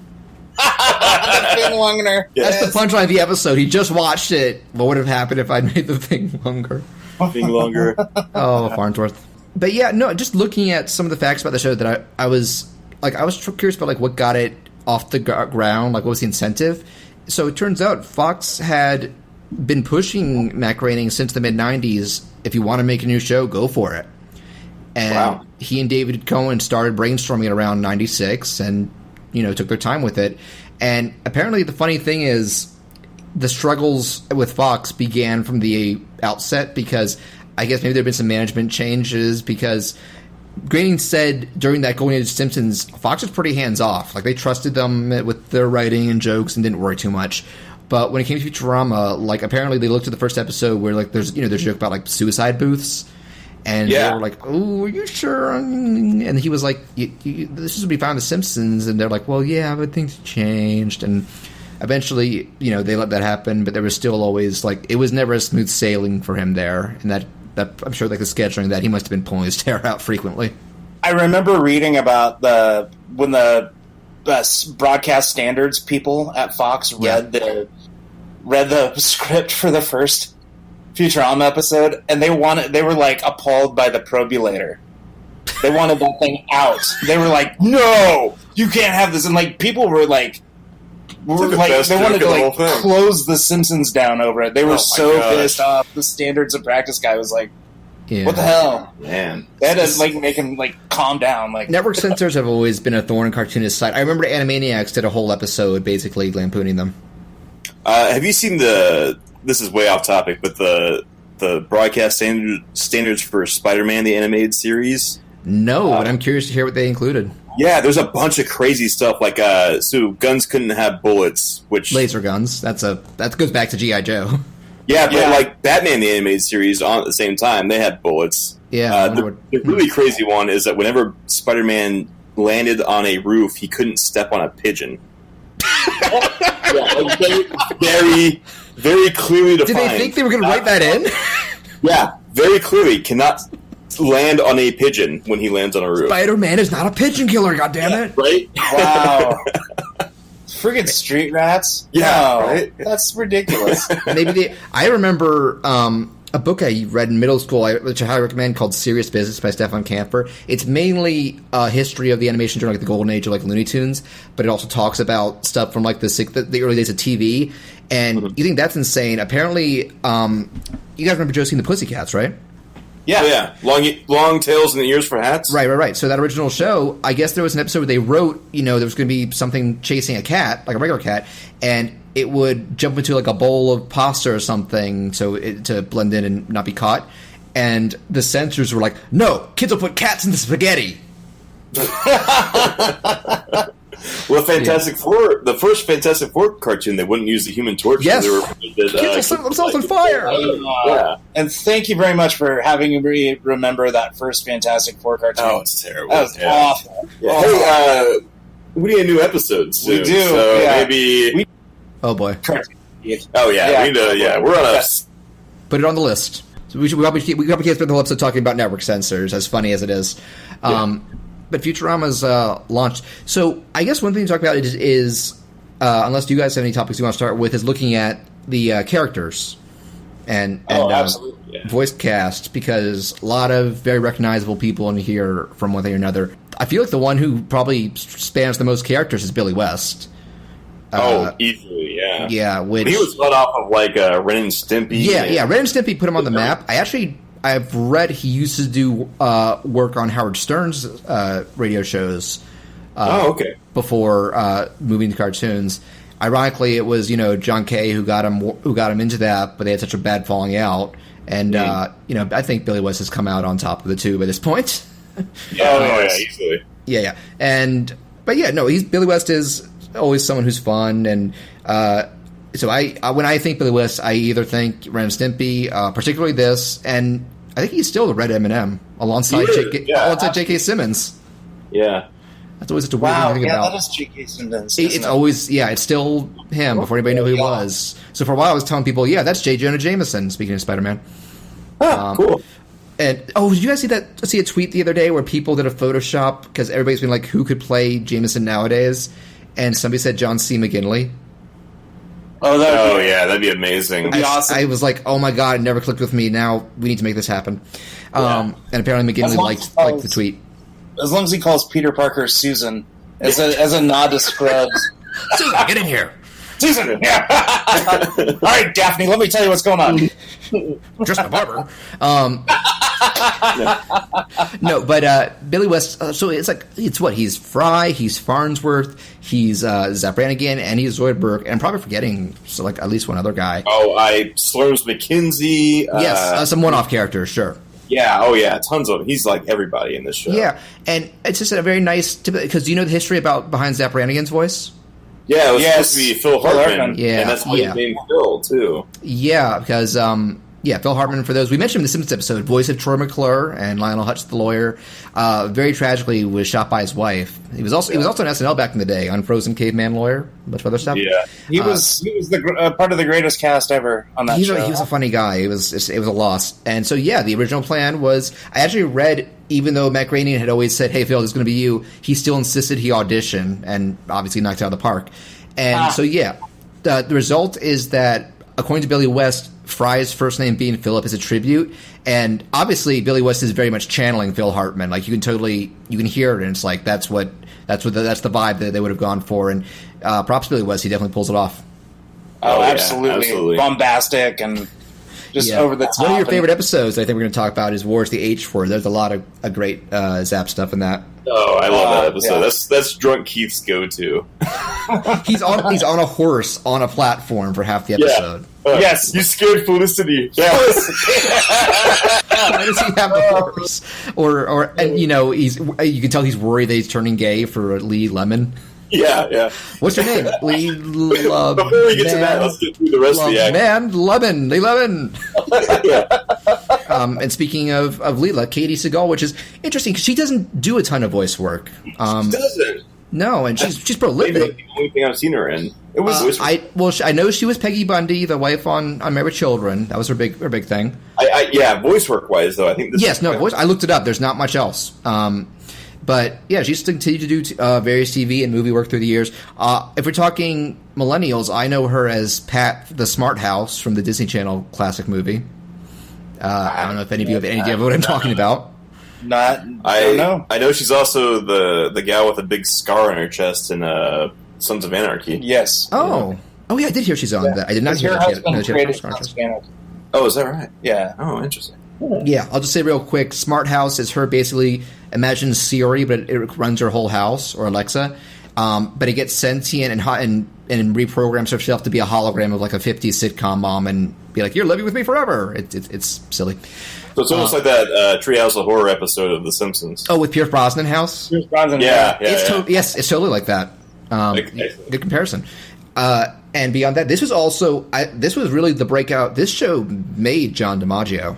Because this was his first main role. I heard that when they were casting people, like everyone would do a robot voice. Yeah, they were like, no. Like, I'm going to do a drunk voice. And they're like, that's the guy. Which totally suits Bender. Like, one of the anthology ones that I watched, because it was one of my favorites, was What If They Made Bender Human? Oh, yeah. And it's like... air escaping. He's so like, yes. But I'll get to that. But it's also that he's so happy. Like, I'm getting drunk, and it's actually bad for me. Like, he takes such pleasure in ruining himself. But yeah, the end where he's morbidly obese and dies on stage. He can't have died. He just said, "Woo!" No, that was the fold of air escaping from his flat. Yeah. Pull him out of here. He's starting to smell. Woo! Ooh. That's like I had to rewind that because I just love the sight of rolling a fat corpse that's going woo. They're good at sometimes they just do really bizarre jokes like that. And I'd say like those three are the main trio is Fry, Leela, and Bender, but there's definitely also the other Planet Express guys. Hermes, the accountant, Phil Lamar, who great actor. It's done a lot of Samurai Jack actually. That's always easy to forget. Yeah, and Lauren Tom is Amy Wong. Yes, she's done various. She has a pretty interesting body of work. I remember finding out she was in that movie North, like the worst Rob Reiner movie with Elijah Wood. Oh, whoa, yeah! I saw a clip of. I remember hearing about it, but I never saw. I saw a clip of it where she's the wife of the governor of Hawaii, and the moment she started talking, I was like, "Oh, hey, Amy." And it took me a while. I never figured what was her job, and apparently she's both interning, but she's also an engineer. And yes, and Zoidberg, obviously, I think the standout of the secondary guys, just because what a weird character. Both that he's strange, but he's so like everybody just likes to shit on him. Oh yeah, easily. Because I rewatched two clips. They crash through the roof, and Hermes just turns to him. That's coming out of your pay. Yeah. You also have Maurice LaMarche and Tress MacNeille. Yes, and as Frank Welker. And they're who's the all last one? characters. Frank Welker, he's Nibbler. Yes, Nibbler. Yeah. And Maurice LaMarche always stands out to me because it's what he's Morbo, Lur, and Calculon, who Chris has quoted in the past on the show. Yeah, he's Kif Kroker as well. That's right, he is Kif. I always forget about that because it's so meek compared to his other roles. This is a star-studded cast. And if you're familiar with voice actors, a lot of amazing people here. Yeah, this is probably the most star-studded any TV show has gotten. It really is, in a way, yeah. Though I was looking at slight tangent. I was I mentioned the Hey Do You Remember podcast. They just reviewed The Dark Crystal, and there is a prequel series being made for Netflix. Cool. For anybody who likes that movie. And I was looking at the cast, and I was like, Mark Strong, Taron Egerton, Mark Hamill, and it just kept going. Like, I couldn't believe it. I've heard the comics of the Dark Crystal are good too. Just a slight tangent. That's cool. I'm more of a Labyrinth guy, but I'm aware there's a lot of spin-off material for both those movies that people like. But yeah, so Futurama, so I've been guiding us, talking about like the voices and characters. What are some other things you would want to bring up? Maybe just we kind of alluded to it, but the release schedule of this show. I mean, it started on Fox for the first 4 or 5 seasons. Then they brought it back with 4 movies. Yes, that kind of made their own season when you took them all together. Yeah, and then they went to Comedy Central, and it kind of weirdly like parallels The Simpsons in many ways. Like the quality, the tone. What? Yeah, like the first season's kind of rough to get through. If you watch it, it's almost like they're like, okay, we don't know if you'll get this joke, but we're putting out all these weird concepts. Maybe it'll be funny. It gets really good around season 3 and 4, and then it kind of gets a cult following, and then it kind of just gets bad after that. Well, I mean, Fox forgot about it. So one thing I would talk about with the creation of the series is the world building that they did. Yeah, and they had a very strong writer's Bible when they started, and they kept, and not in a bad way, they kept inside the box that they created. Mm-hmm. Right, and they created a language for this. Yes, I heard about that.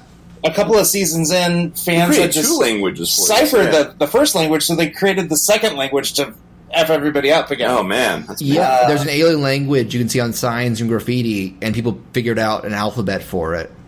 Yeah. So like a bunch of extra hidden jokes there. Right. Yeah.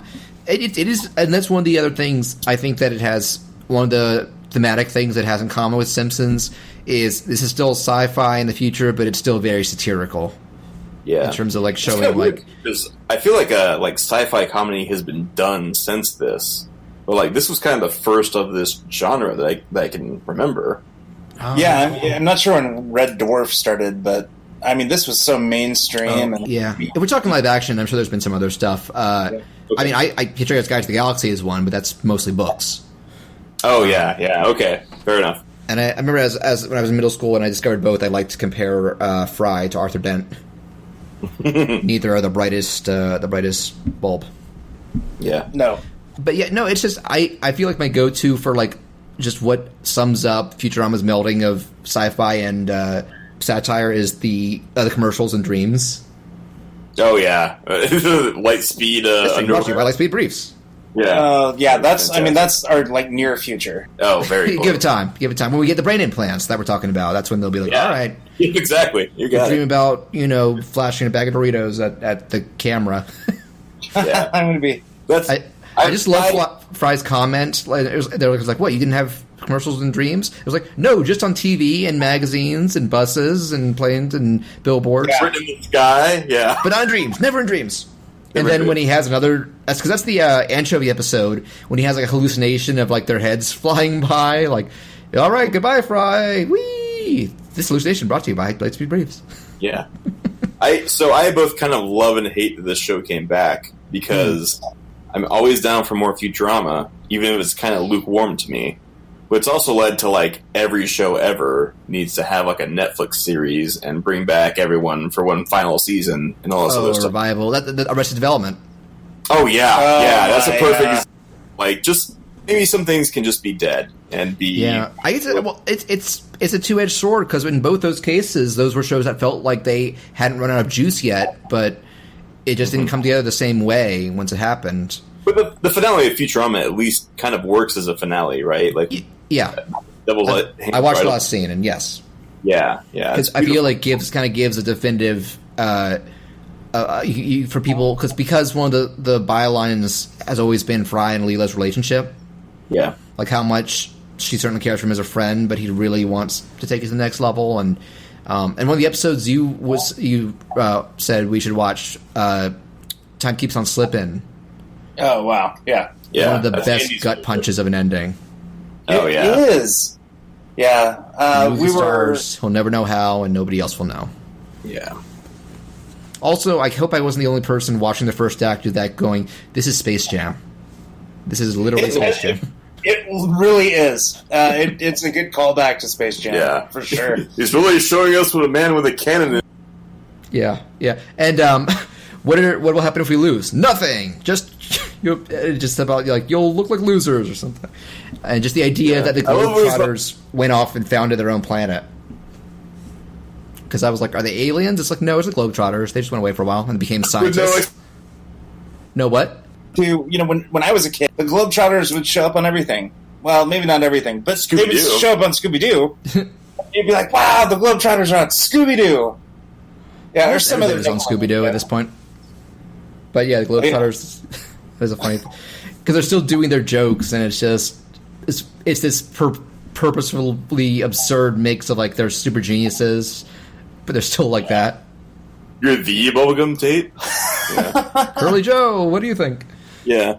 And Bender whines so badly to be a Globetrotter, and at one point they say, everybody in this room is now an honorary Globetrotter. He rushes in. Nope, you missed the opportunity. Yeah. So should we move into our favorite episodes? That's Andy's favorite. Okay, yeah, let's go for it. You guys can kick it off. We made a list. Time keeps on slipping. Mm-hmm. Yeah. And just what an episode. Crazy concepts.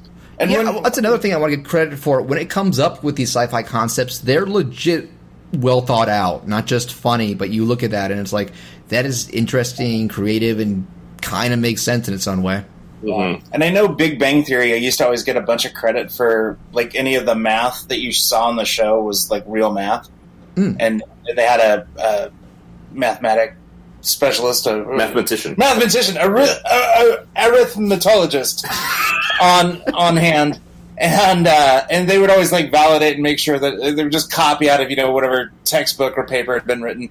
The same thing happened with Futurama. Yeah, they had two, I believe. Yeah, they had a couple, and so anytime you see equations and stuff, if you were so inclined, you would recognize that as not gibberish. Yeah, that's really cool. Yeah. Which that episode's full of. Time keeps on slipping, and the way it starts slipping, and I mean, just the fact that the Globetrotters just show up and start kind of wreaking a little havoc. But I mean, it's not. There's nothing at stake, right? Yeah, no. It's attitudes and just one-upsmanship and trying to be better. Yeah, two of my favorite lines are from this episode, which is when Bubblegum Tate's like, "Our plan was always to trail the half, but also, what game were the refs watching?" And also, yes, when Farnsworth is like, "At this rate, by tomorrow it'll be Tuesday. By Tuesday it'll be Wednesday, and by Wednesday it'll be the end of the world." Yeah. And just the comedic fun they have with the time jumps, like when they're chronicling that pop star, like this promising star up won 4 Grammys, was found dead in her bathtub. Yeah. Yes. Well, oh my God, that just paralleled Britney Spears' career at the time. Yeah. It's still kind of a minor miracle she lived through that. Yeah. It's or the birthdays, like how works as comedy works. Yeah, or the birthdays, like they cut Amy's birthdays, or where's like, can't wait for my birthday tomorrow. It's just him in the apartment. Oh. Yeah, all alone. Zoidberg has some of the best like sad noises. I feel like one of his most famous bits is when he repairs his slinky. Oh, yes, you're all good, little friend. Oh. That part. Sometimes I love when Futurama just does little one-off jokes that are just completely absurd. Like, why did this slinky catch fire? Yeah. Oh man, it's hilarious. Or when I was thinking of the second episode when they go to the moon. And we'll get back to it. But when Fry and Leela drive a moon buggy over like a gulch, and alligators with space helmets jump at them. Yeah. Oh man, that's fantastic. We're whalers on the moon. Yeah, we all use our harpoons. But there ain't no whales, so we tell tales and sing a whaling tune. I also always remember. I remember that, but I can't remember my social security number. I always remember when Bender is magnetized. He's like singing, coming around the mountain involuntarily. It's like, "You'll be around 600 horses. I hate you, Amy. Won't you come?" That's right. Or no, the joke I always quote is when, because it's contrasting Fry's excitement with how routine the moon is by this point. Can I do the countdown? 10, 9, 8. Okay, we're here. 6, 7, 5, 4, 2, 1, blast off. Yeah. Yeah, time keeps on slipping is it's just because another thing that I praised Simpsons for in our episode, and Futurama follows through very well on, the show has a surprising amount of really well done emotion. Oh, yeah, so much so, and I mean way more emotion, like because when The Simpsons does emotion, and we're gonna have to draw some contrast, of course, comparison and contrast to the shows. Same dad. When this show has emotion, they don't cue up the music, and there's no violin playing, and it's not Lisa and Homer sitting on the side of the bed. I mean, it's really, there could be a point where in one episode, Zap Brannigan loses his commission, and you can tell he's just crushed. I mean, this is his whole life gone. Yeah, I remember that one. Cartoon, and he's just walking out of the room, and then he stops to give some dumb impassioned speech. But it's so beautiful of what he can do. Yeah. and I just think of, the subtleties between Fry and Leela, Kif and Amy. Yeah. That's right. Yeah, Kif and Amy hook up, and then Leela accidentally gives their children because the whole touch and Kif's right. Zap and Leela. I mean, just every time, he's so crazy. Yes. Oh, I always felt so bad for Leo in those moments, but it is hilarious. And I didn't. Not one bit. We're at the end of where the H word, which just beat the shit off him. That was fun. Let's do it again sometime. Yeah. Because he's all into it. Yeah. Anytime she could touch him. He's okay with it. Oh yeah. This and of course, their initial, hooking up, Champagne. No, Champagne. I still call it that to this day. That one word sums up Zap so well. Yeah. Oh, yeah. Such a blowhard, but just a dumbass. So we got to talk about the elephant in the room, which is Jurassic Bark. Yeah, for me, it's the 1-2 punch of that and Luck of the Fryrish. Oh, yeah, that's a good one, too. The 5-leaf clover. It's... Seven. The first episode really does downplay, Fry leaving his old life behind. Like, his family disappeared, and, for him, that they're gone. They're long dead. And both those episodes show that there were some actual effects there for his brother and the for what was it, Seymour Asses, the dog? Yeah, Seymour. Yeah, it's already tugging at my heartstrings when he's this starving stray dog. Like, a dog's my favorite thing in the world, so it's all like, oh, poor little guy. And I feel like this is John. I feel like this is our generation's Bambi. You told me that on Twitter. I can kind of see that. I think Christmas here he would argue Lamb for Time was that. Go back to our emotional moments episode. Yeah, where I also talked Jurassic Park. I feel like the reruns on Adult Swim. We're not crying. There's just stuff in our eyes. Yeah, because it's that episode. I think, especially that episode, like it kind of hides the big sucker punch, the gut punch for you. Like there's still a lot of funny stuff going on. And if you've seen the movies, John, it ruins the sucker punch for you. So I've heard about that because he gets to reunite with Seymour. Yeah. Which, good or bad thing, depending on how you view the effectiveness of the emotion. But I will say, that episode also, I think that, because Bender's an asshole, he's done a lot of horrible stuff, I still think throwing Seymour in the lava is the most despicable thing he's ever done. And that's true, he does do that. I gotta watch this episode. Now I'm all you got. And to be fair, he immediately reversed on that when he realized, because he says, like, I'd kind of been assuming you were just you're doing all this Seymour stuff to mess with me, but when Fry breaks down, he just jumps into lava. So, bit of redemption there, but it does take a lot to make Bender's good side come out. You gotta really do something extreme for him to do that. True. Although I do remember the episode where he's helping the orphans, and at the end they're all just hugging him, and he's just going, I hate you! I hate you all! Yeah. Only enough to live. Yeah, only enough to live, because he's also doing it for $1,200 a week, too. Yeah. One of my favorite one-off jokes, that zoom in better. I have a plan so cunning, so devious that I found the defendant guilty. Stupid anti-pimping laws.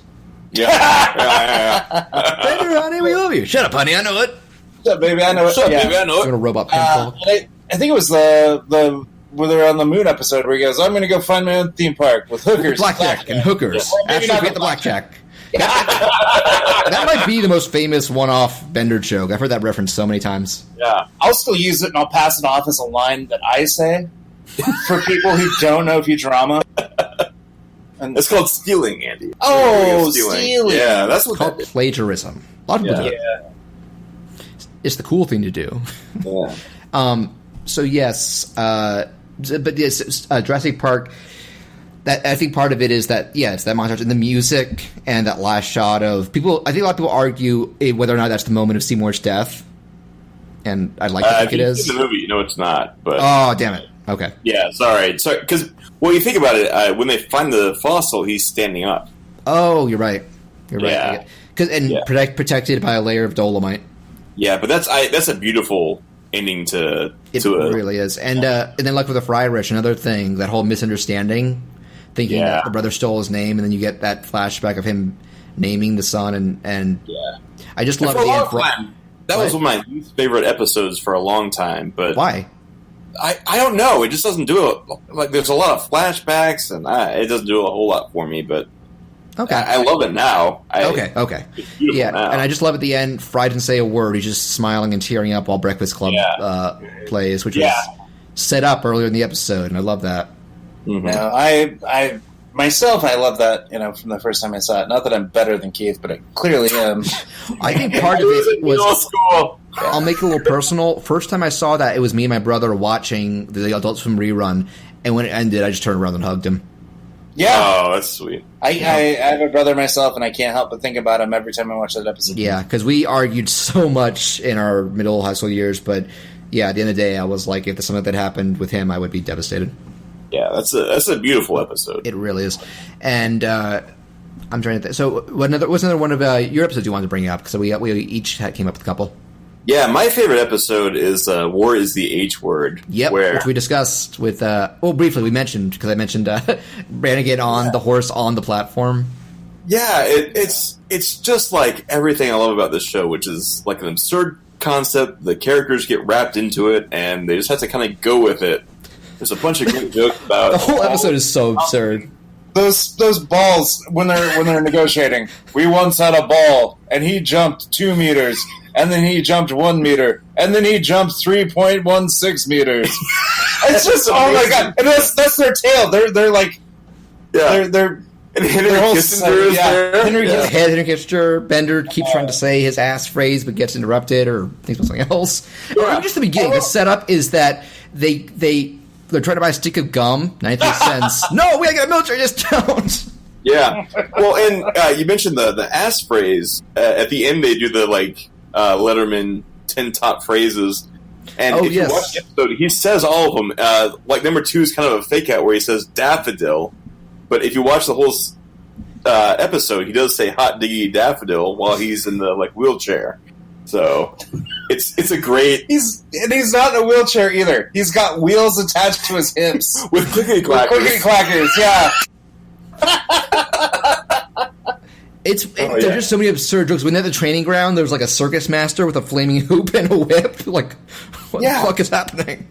My favorite joke is when the newspaper flies up at the end of the episode and it says balls thoroughly licked. Yes. How did they get that? I know, yeah. How did they get away with that?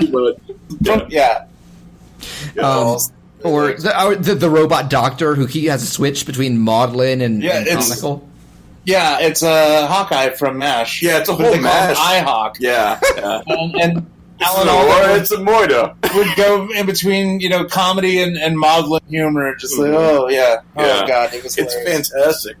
It's a great It's also an episode you don't need to know the whole story of Futurama for either. Yeah, sometimes more than others because they deal with backstory. That one, you get it. You don't even need to know that Fry came from the past to watch that episode. No, or that Leela hates Brannigan. Yeah, so it's kind of self-explanatory. Yeah. I guess there are more episodes where plot points and jokes rely more on Fry's origin, like the anchovy episode, becoming a billionaire because of his bank account interest.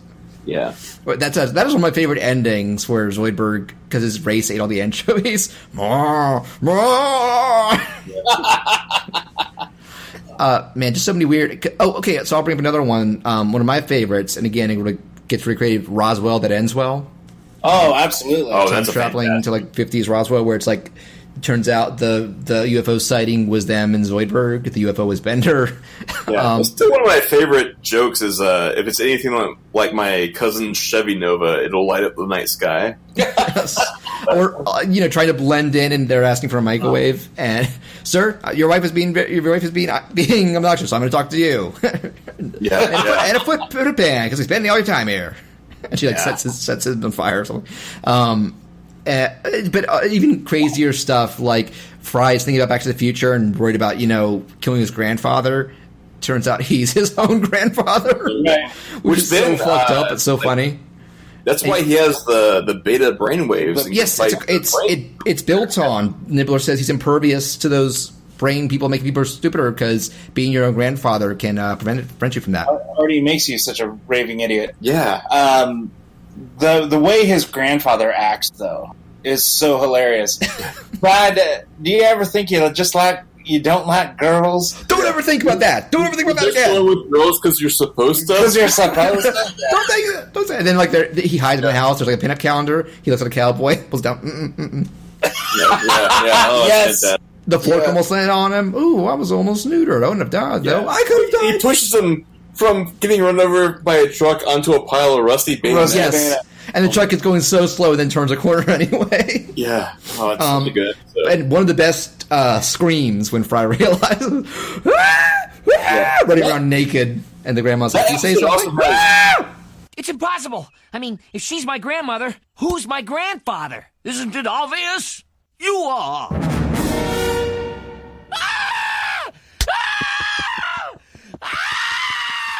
Did you say something, dearie? I'm a bit hard of hearing.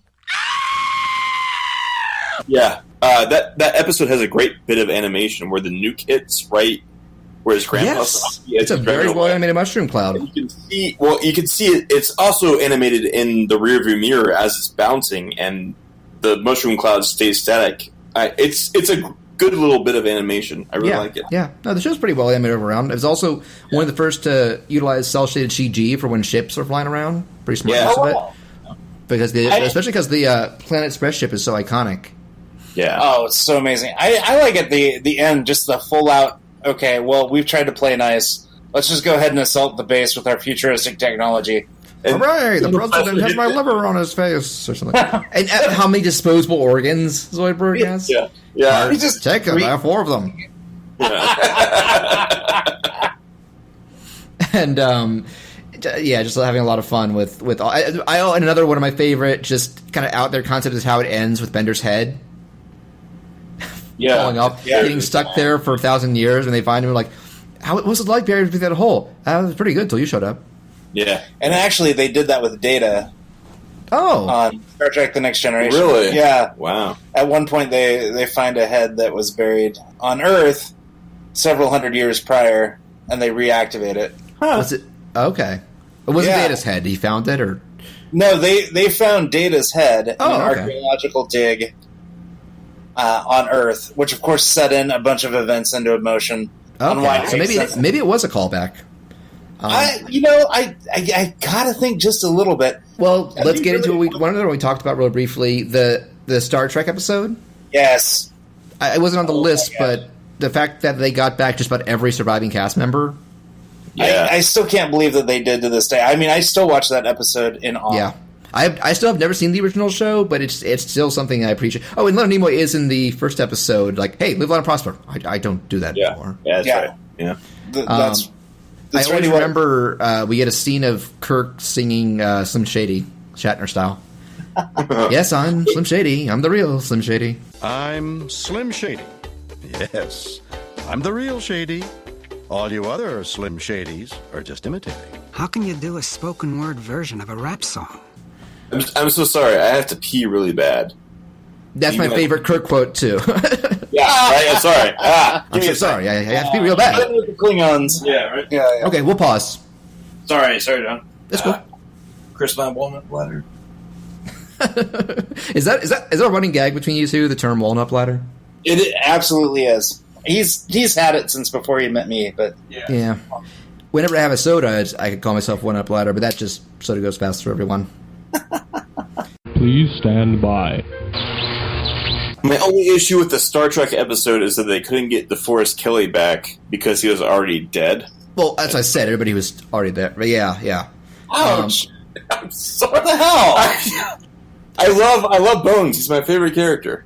That wasn't disrespectful. It was just like, it was. Yeah. They didn't do it earlier. It just reminded me of his death. It was tragic. Okay, that's understandable. But it's also, I just love that it's kind of like it is both a loving but also poking fun at the Trekkie culture.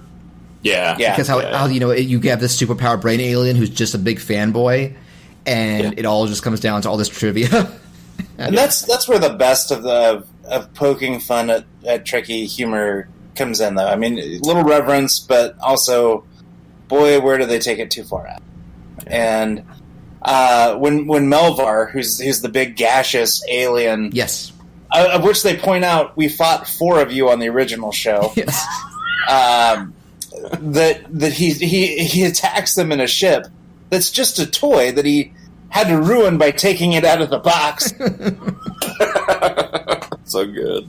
Yeah, and there's stuff in that episode that I didn't know was a reference till later, like how Fry's answering the trial in that beeping box. Oh yeah. Beep. The cage. Yeah, and then there's stuff that I could tell was a reference to something like Uhura's fan dance, because I'm like, well, that has to be something. Yeah, Star Trek V. That was cringeworthy. I remember watching that movie when I was like 12 and going, oh, God. And I'm trying to remember, if the episode, did they replicate the fight in the lizard suit guy in Kirk? Or I don't remember if they did that, but that's another famous... I know Shatner does the two-fisted punch at some point. The two-fisted punch. Okay. He's actively ripping his shirt. And there was a reason why Shatner always had a torn shirt on the show. Okay. Was because the material that they made the uniforms out of was so cheap, it was only really good for 3 episodes anyhow. Oh, that's an excuse to replace so might as well, get in a tussle and rip your shirt. I thought you were going to say Shatner demanded he walk around shirtless as much as possible, which wouldn't surprise me. If you see that episode where he's teaching that kid how to do like body rolls, you know that was not the case. The super high-waisted pants. Oh my God. Yeah. He's old school Coney Island Pat Strong. Yeah. Right. And so connecting that, because Nichelle Nichols was also in one of the Anthology of Interest episodes or segments. Yes. It was always it was their Treehouse of Horror equivalent, only not necessarily horror themed, but a bunch of non-canon what if stories. Yeah, and she was on with Gary Gygax. It was nuts. It was her, Gary Gygax, Al Gore, Stephen Hawking, and Deep Blue, the chess computer. I think it was Jeff McNeil doing that voice. But I actually read, because Stephen Hawking also guest starred in The Simpsons, and that wasn't them replicating his software. He came into the booth and did it. Yeah. Actually, so I watched that episode with the commentary. Getting him to say Fruitopia was apparently a big issue with him. Like he didn't want to say it, or his software wasn't doing it right? His software couldn't do it. He says, this isn't a utopia, it's a Fruitopia. And they had to work with his software for hours or so to get it just to say Fruitopia. I've messed with stock text-to-speech software for some of my videos, and it can be iffy when you're trying to get to that, like those not real words or names. But it has one. Stephen Hawking has one of my favorite jokes. Do you remember when Fry walks into the alley? Oh, who is that? Yeah. He walks in, you hear Stephen Hawking. There he is. Get him. Who said that? After you just seen Stephen Hawking. Didn't one of you say that Al Gore's daughter was a vice producer on this? She became a EVP, and then she was a writer on that show. I think towards the end of the series, and that's how they got him originally. Was for Anthology of Interest. That was part 2, right, John?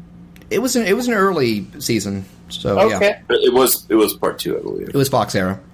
Well, because they didn't do Anthology of Interest in the. That's right. They didn't give that name anymore. Yeah. Right.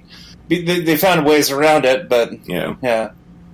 So she was one of the writers on the show, and because they got him Al Gore on the Anthology of Interest episode, and then where global warming's taking over the planet, and they have to destroy all robots. Yeah, and Al Gore shows up with his head in a jar. He's the king of the moon, right? Or Mars? Oh, I forget. But he's offering sapphires which would be great for anyone, or also someone trying to open a portal or something. And it cuts to this evil wizard with horns. He's like, "Yes, I would love those moon sapphires." Yeah, exactly. And you just reminded me, one of my favorite things to think about is the whole celebrity head in jars, because it's such a fun way to circumvent, how do we get modern people in the future? Oh, such a great way. And sometimes it's able to make jokes about what they did in the future, because do you remember Pamela Anderson's cameo? Oh, yeah. They mentioned Baywatch the movie, the first film filmed entirely in slow motion. Yeah. She's also one of Slurms McKenzie's bluesies. Oh yes, no. Sometimes they would play original characters. Like when Fry's girlfriend came back, I believe it was Sarah Silverman. Yes, correct. Yeah. Yeah. So it's a fun mix there. And when the show got Bush's daughter, it got kind of preachy with all the environmentalism and whatnot. Gore's daughter. I don't know if Bush's daughter would be in that. Yeah. Gore's daughter. Bush's daughter was like, "We need fracking. We need fracking now." Yeah. Excuse me, but that's more the later. Yes, the Comedy Central era was very preachy. Yeah, I guess that's one of the issues with the later seasons. Second. I feel like being satirical can get your point across without being preachy. Yeah, right. Simpsons was good at that too. And I'm just looking up. Okay, we're gonna go back and forth. What's another episode you guys would like to bring up if you have any? Oh, because we might be reaching the tail end. I have at least one more. So we were talking during a break about Godfellas, where Bender gets shot out of a torpedo tube. Yes. And he's going too fast for the ship to pick him up, and then he gets hit in the ass with a meteorite, and that has got microscopic life form, and all the rest of the episode surrounding that is just terrible. And Bender's like trying to slow down, so he's like throwing loot out of his chest, candelabras. But he's got a candelabra and a little harpsichord. Yeah. And this he builds two societies. One society is kind of on his chest groin area, and the other side on his ass, and it's an allegory for God. You know, what if God listened to us? Well, what happens at the end is he possibly discovers God. Yeah, right. Yeah, and it's very smartly done because they don't full out say this is God, but it's this kind of powerful, knowledgeable being. And he has one of the best lines, like where Bender mentions what happened, and he's like, "It's also Billy West. I saw you were doing very well until everybody died." Yeah, that's great. Yeah. Yeah. And it's absolutely true. Oh man, but those little dudes, and that's kind of a callback to early sci-fi. The Outer Limits. There's a Treehouse of Horror about that too. And there's a Treehouse of Horror. Yeah, Lisa's Tooth and Treehouse of Horror. Yeah, we covered that episode. We did. Yeah, yep. And then South Park referenced it with Carmen Sea Monkeys. That's right. That's what Simpsons did an episode. Because at the end, Butters runs in like, "That's the Genesis tub." Yeah, Simpsons did it. Yeah. How about you, John? Got one more in the chamber? I've got mainly one more. Definitely one of the most just out there episodes, but I think it comes together really well. The Sting. Yeah. So this is like, I just remember watching this after it premiered on Adult Swim, but not knowing anything about it, and this one just goes balls to the wall. End of Act 1, Fry is dead. Yeah.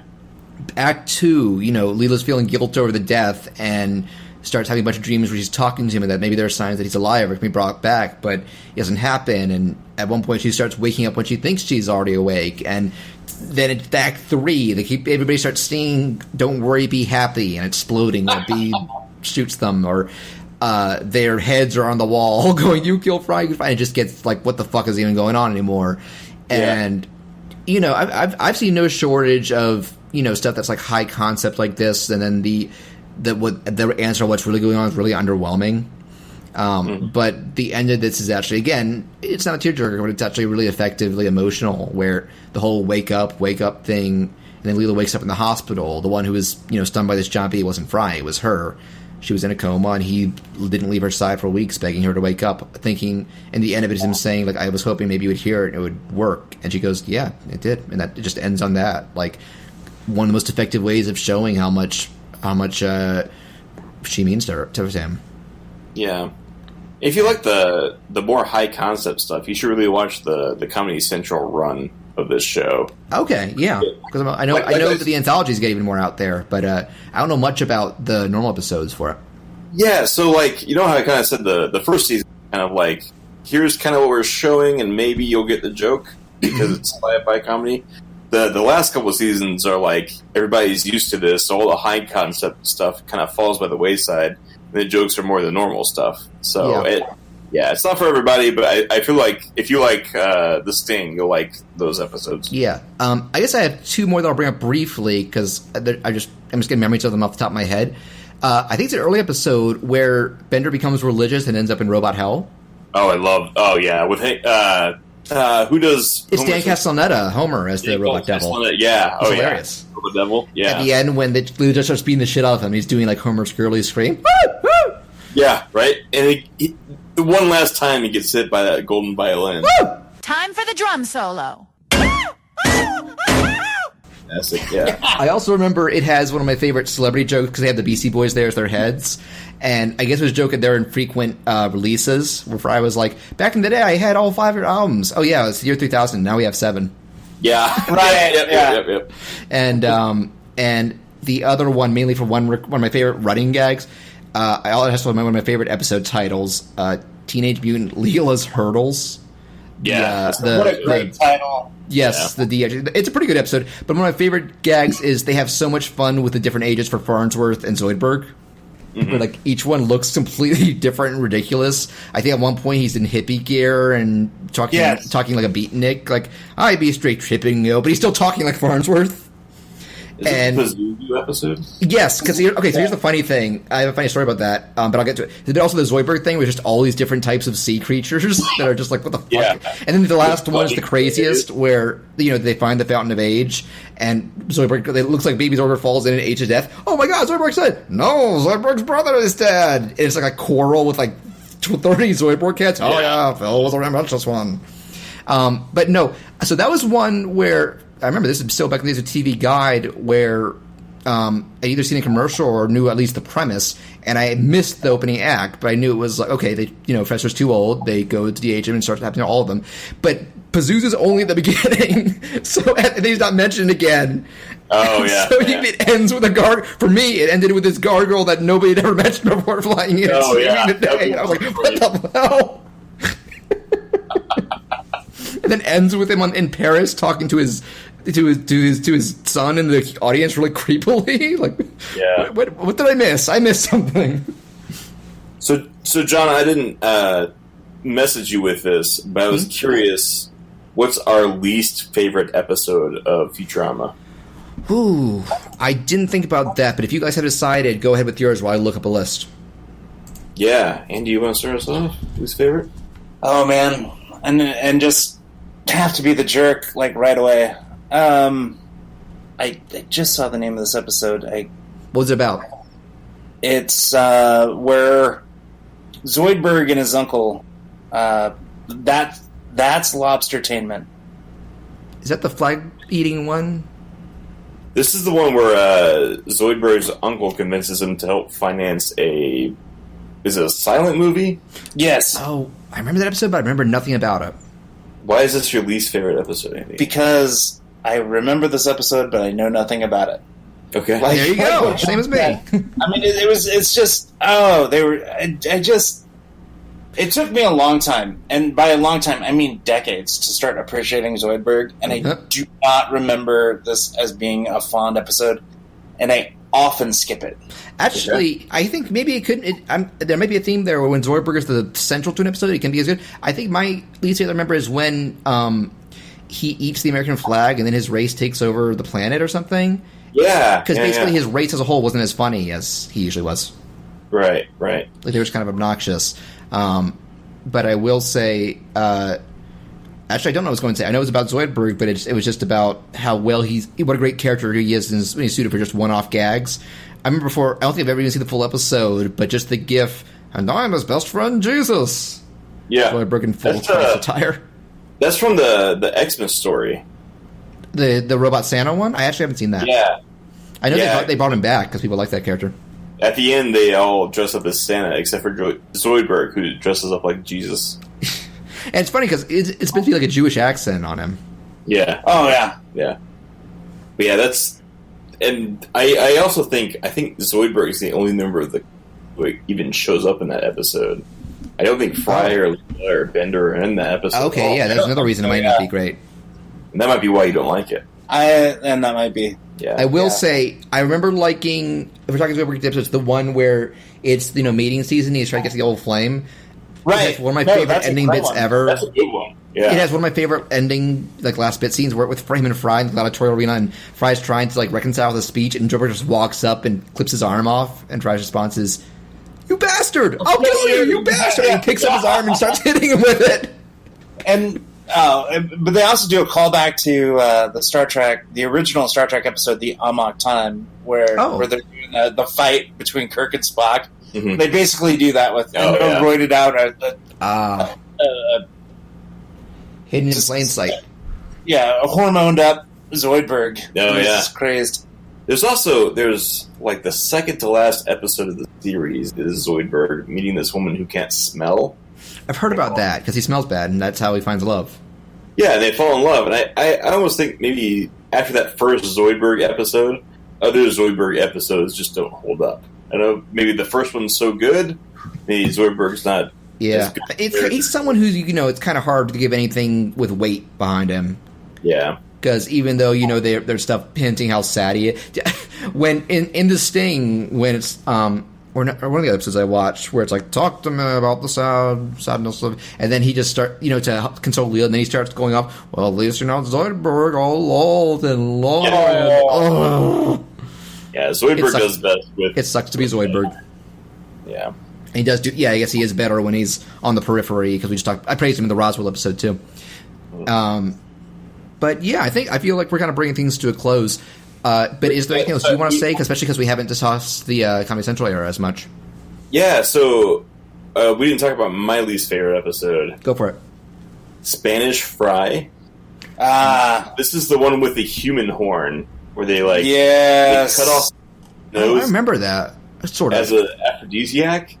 And then they find out, hey, maybe the penis is a better aphrodisiac. I don't know what it is about the episode, but I also hate any episode that's with lure and the whole lure can be hit or miss. Why?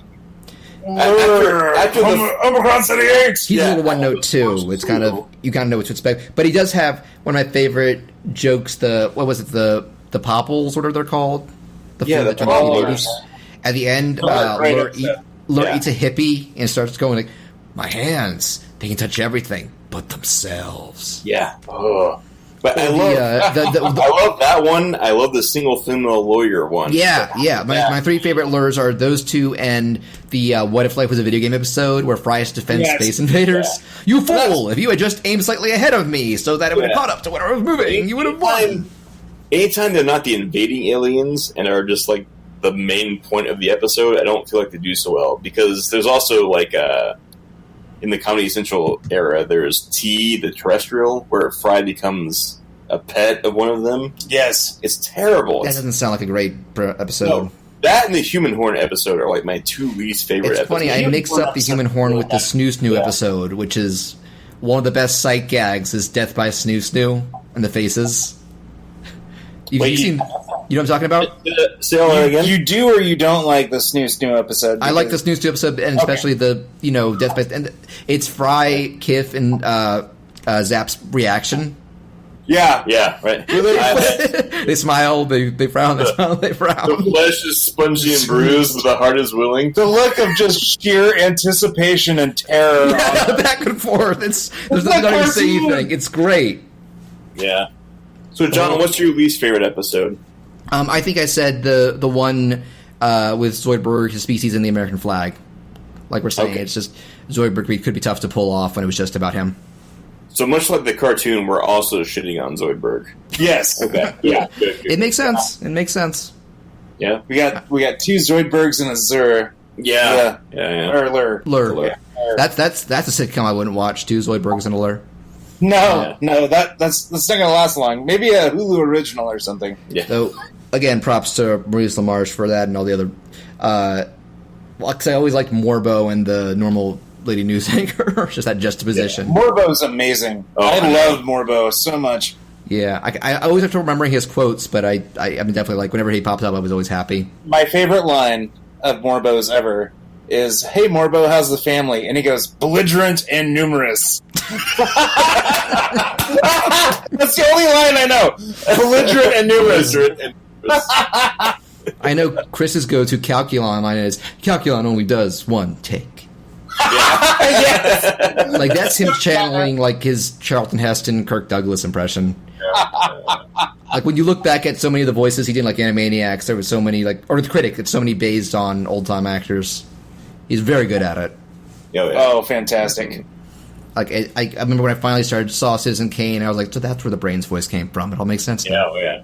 And real quick tangent. Do you remember? Did you ever see the Animaniacs episode where the Brain is like reading his own dialogue? It's like this meta thing where he's an actor on the show. Oh no, I haven't. I didn't understand it as a kid, where like it's him doing narration and just complaining about it, and then later I found out it's of one of those many Orson Welles being cranky on set of like a later project. Oh. And there's recordings of him going off script and talking to the crew like, "Come on, fellas, you're losing your heads here," and it's like some of it is lifted verbatim in certain lines to the Brain, so it's basically a big tribute to the guy that inspired the voice. Yeah, you should. My new Halloween tradition is to listen to the Orson Welles War of the Worlds broadcast. I still have never listened to that. Oh, it's amazing. So I've heard. I actually did this the first time I went to college. Oh, yeah. We did the radio show on Awesome. Halloween night. Oh my god, Yeah. I love it. It was a bunch of rando voices because while I have a face for radio, I don't have quite the voice for radio. Your voice is good, unless you're talking about doing different voices or something. No, it was just kind of man on the streets. I was a freshman too, and kind of had to be a very talented sophomore or above to get any. Yeah, I think my computer might just have some memory issues when that happens. But you're back. No problem. But if we're talking about also like holiday based episodes, the 2 Christmas episodes with Santa. Mm-hmm. Oh my god! And Santa's amazing on this show, and It's John Goodman, right? John Goodman. Yeah. For 12 years now, I make my daughter watch on Christmas Eve both Futurama Christmas episodes. Nice. Yes. Good for you, sir. Nice. I still need to watch it. I know I've seen the one part I saw of it was the song at the end of one of them with them and the elves, and so Bender's contribution starts with like, "Wow, you greedy little bastards!" Like he's the one to make it less. I love it. Yeah. Oh man, so good. I also remember thinking Katie Seagal was a surprisingly good singer whenever she got the chance. She was. Yeah. Like the others, it was more comedic, and then she was like belting it out. And I'm like, oh wow. Though you're cold and sore and ugly, your pride will mask the pain. Let my happy smile warm your heart. There's a toy lodged in my brain. So, speaking of like songs and voice actors from this show, John DiMaggio went on to do Jake the Dog. Yes, that's probably his other most famous role. Yeah. Have you guys seen the ending of Adventure Time? I have not. I haven't. I've only watched a couple episodes, but you can discuss it if you want. Okay, so it's exactly the opposite of the Game of Thrones ending, where it's just it's amazing. It's an amazing ending to any show ever. But I know people liked it. There's a song in the Adventure Time ending that John DiMaggio has come out and said, like, I cannot watch that episode without crying. Aw. Yeah. So. No, it's beautiful. Man, I'm just thinking about all the stuff he's done since then because I loved him in Kim Possible. What's he in Kim Possible? He's Dr. Draken. Okay, basically the main villain of that show for all intents and purposes. He's hilarious. He's a funny guy. Did you ever watch Under the Red Hood, the Batman movie? Yes, he's Joker in that, and he's fantastic. Joker. It took me so long. His is my favorite laugh of any Joker ever. We've had a lot of different people besides Mark Hamill do the voice over the years, and I'm like, if Mark Hamill ever officially retires or dies or whatever, I would pick DiMaggio as the replacement. He was very sounds effective. a little off, but then when he starts laughing, he does the thing that a lot of people don't do, where he kind of starts with a regular laugh and then he gets like real crazy real fast. Mm-hmm. It's amazing. I love his laugh. That's a good movie all around. It has one of the best Joker scenes ever when he's in the jail cell. Mm-hmm. Can I have some water? And he just kills half the room. I'm going to need something to wear in a very big truck. Sure. Anything else? I'll need some guys.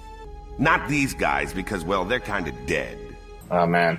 Very Joker moment. And, talent, John DiMaggio, Billy West. I mean, we didn't talk much about Farnsworth, but he's always someone who just... Matt Groening does great old people humor. Like him and Mr. Burns and Grandpa Simpson, yeah. Yeah. Oh, no one makes fun of old people the way. Oh, okay. No, I just remembered one of my absolute favorite Farnsworth jokes. Now it's in The Sting when they're trying to figure out if Leela's crazy during the whole dream part, and he's like, "All right, this will test your brain waves. They call lie down. What is it? They call it a guillotine." She gets out. Yeah. And just like, couldn't you scan my brain waves without removing my head? And he just goes, "Oh my, yes," and just starts scanning it with her head with a stick. Yeah. And there's no further explanation about that. Like nobody mentions he could have done that all along. And he looks at it. Whoa, amazing! What is Fry alive or something? Is brain waves in mine? No, Fry is dead and never coming back. Isn't that amazing? Yeah. Oh, he has the weirdest reactions sometimes, or like, "Good news! You have to swallow this to get to do the trip." And he's like, "It's like a basketball. I can't swallow that." Yeah. "Good news! It's a suppository." Yeah. So we always talk on our show about merchandise. Oh yeah, watching. Mm-hmm. Do you have any merchandise from this show? Technically yes, and I could actually look across that right now. A year or two ago, my brother's Christmas gift to me was a couple of months of the Loot Crate service, which, for those who haven't heard of it, it's not the in-game loot box thing. You, every month, get a little package with various memorabilia based around, game and media properties. Uh-huh. And I got a very small but nice little stand-up model of the Planet Express ship. Ooh, that's awesome. Very cool. Again, talking about that, how iconic it is. So it's on one of my lamps. It's on one of the... I have my living couch has two little stands with a lamp on one each end. On the right side is that sitting. Yeah, I've got. My daughter and I used to go and we'd paint ceramics, and one time they had a knockoff ceramic of the ship. Mm-hmm. It's not exactly the Planet Express ship, but it's close enough. I mean, it's got the tri-wing design and everything. Yeah. Yeah, it's a favorite place to store money. Oh, that's great. I went to a Comic-Con a few years ago, and they had this Bender talking figurine. Nice. A joke from the show, also, the one where they're on the robot planet. Yeah. Get this talking Bender figurine. So I bought that, and it's amazing. I have that and a small Bender and a small Leela that go either side of them. I'm covetous of your giant Bender. When you bought that, I was like, no. Out of context, hearing I'm covetous of your giant Bender. Yeah, 100%. 100% context. Yeah. Kind of like if you don't know what fry hole is, that sounds bad. Yeah. Yes. There's also... We like them balls. Yeah. There was also a game for the PS2 that I rented at one point, but it did not work for me. The disc was too scratched. I have heard the common consensus is... It has a bunch of cutscenes and the full cast to the point where it almost feels like a lost episode, but actually playing it is not fun, unfortunately. Yeah, I've heard, if you put all the cutscenes together, it makes the lost episode. They did on one of the later DVDs. They just put a cutscene compilation on there and called it a lost episode. I'll look that up. Was that also available in the original Xbox? I think it was. Yeah, it was multi-platform. Same era. I had the used DVD the used game in my hand. Mm-hmm. I had an Xbox at the time, not a PS2. Mm-hmm.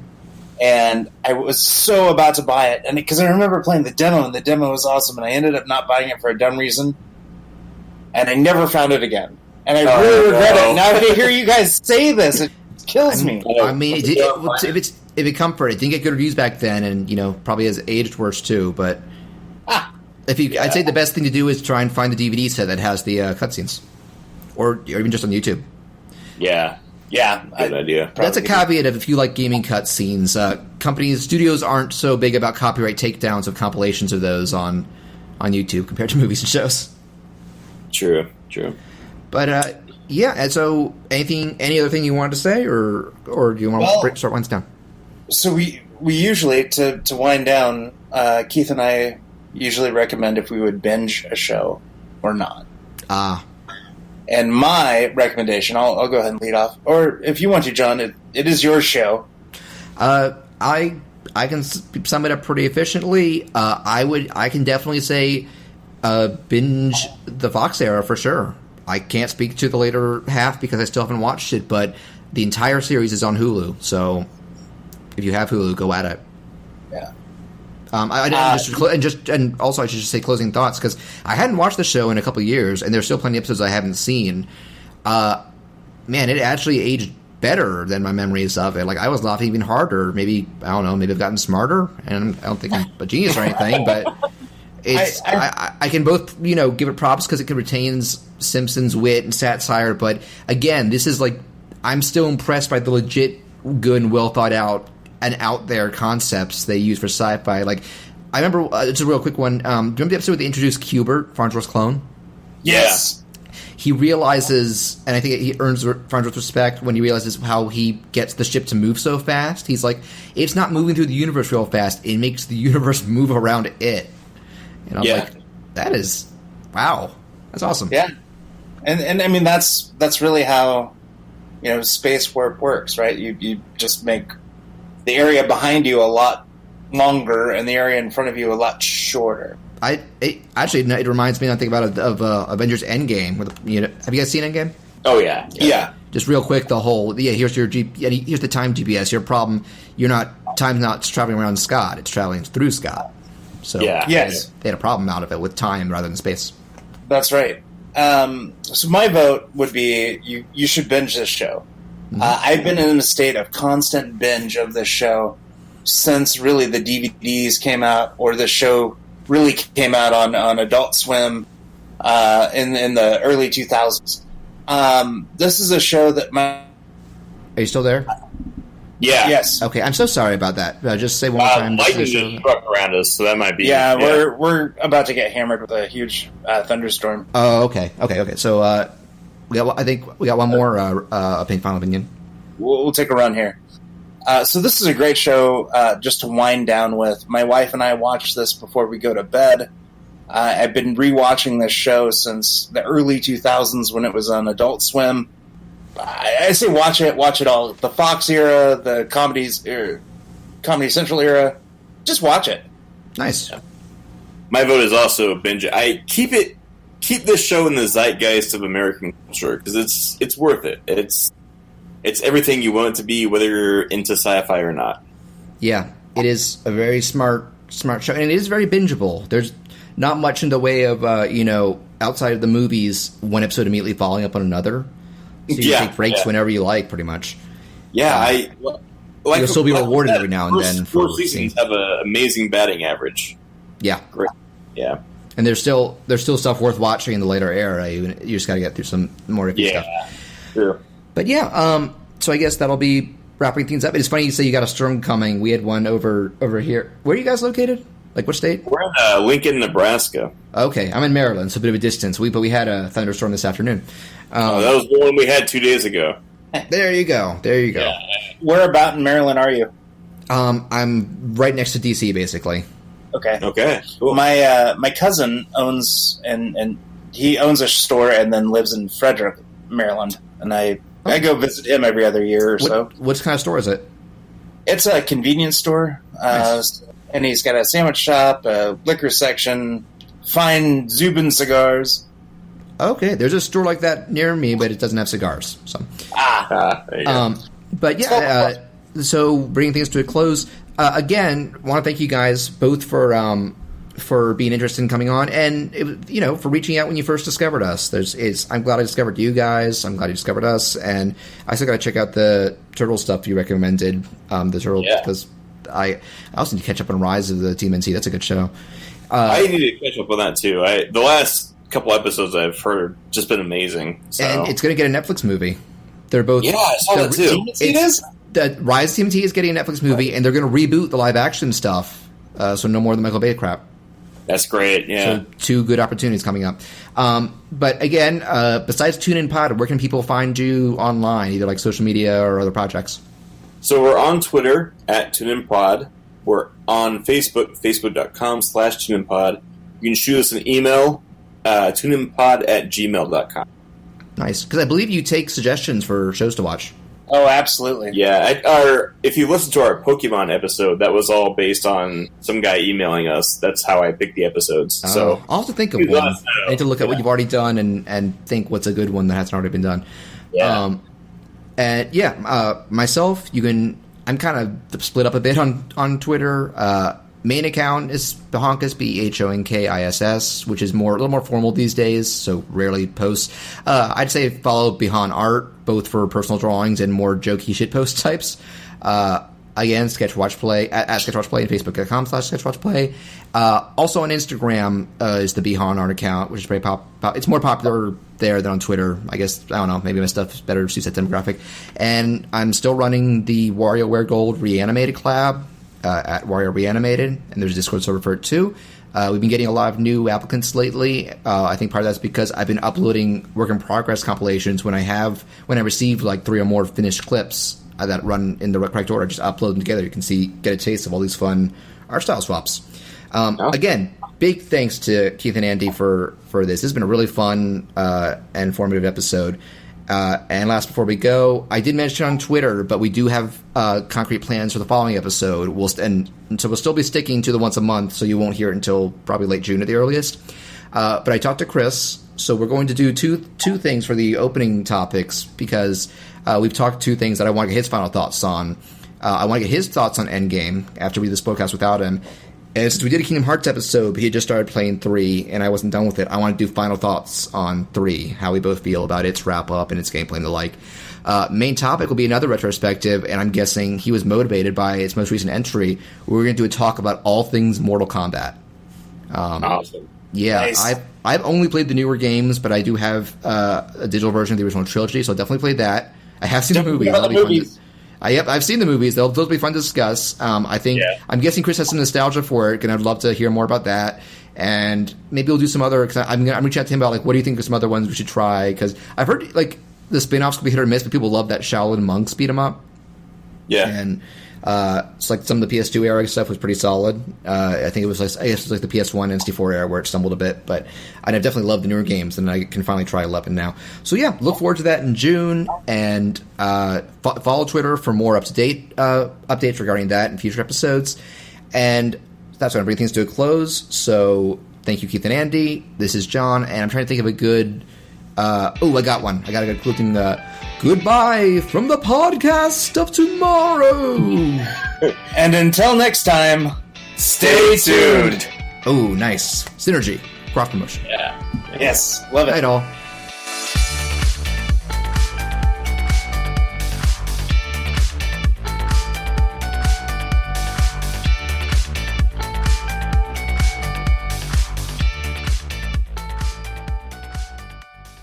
So he's not perfect. You don't want to end up old and lonely like Zoidberg. You were saying?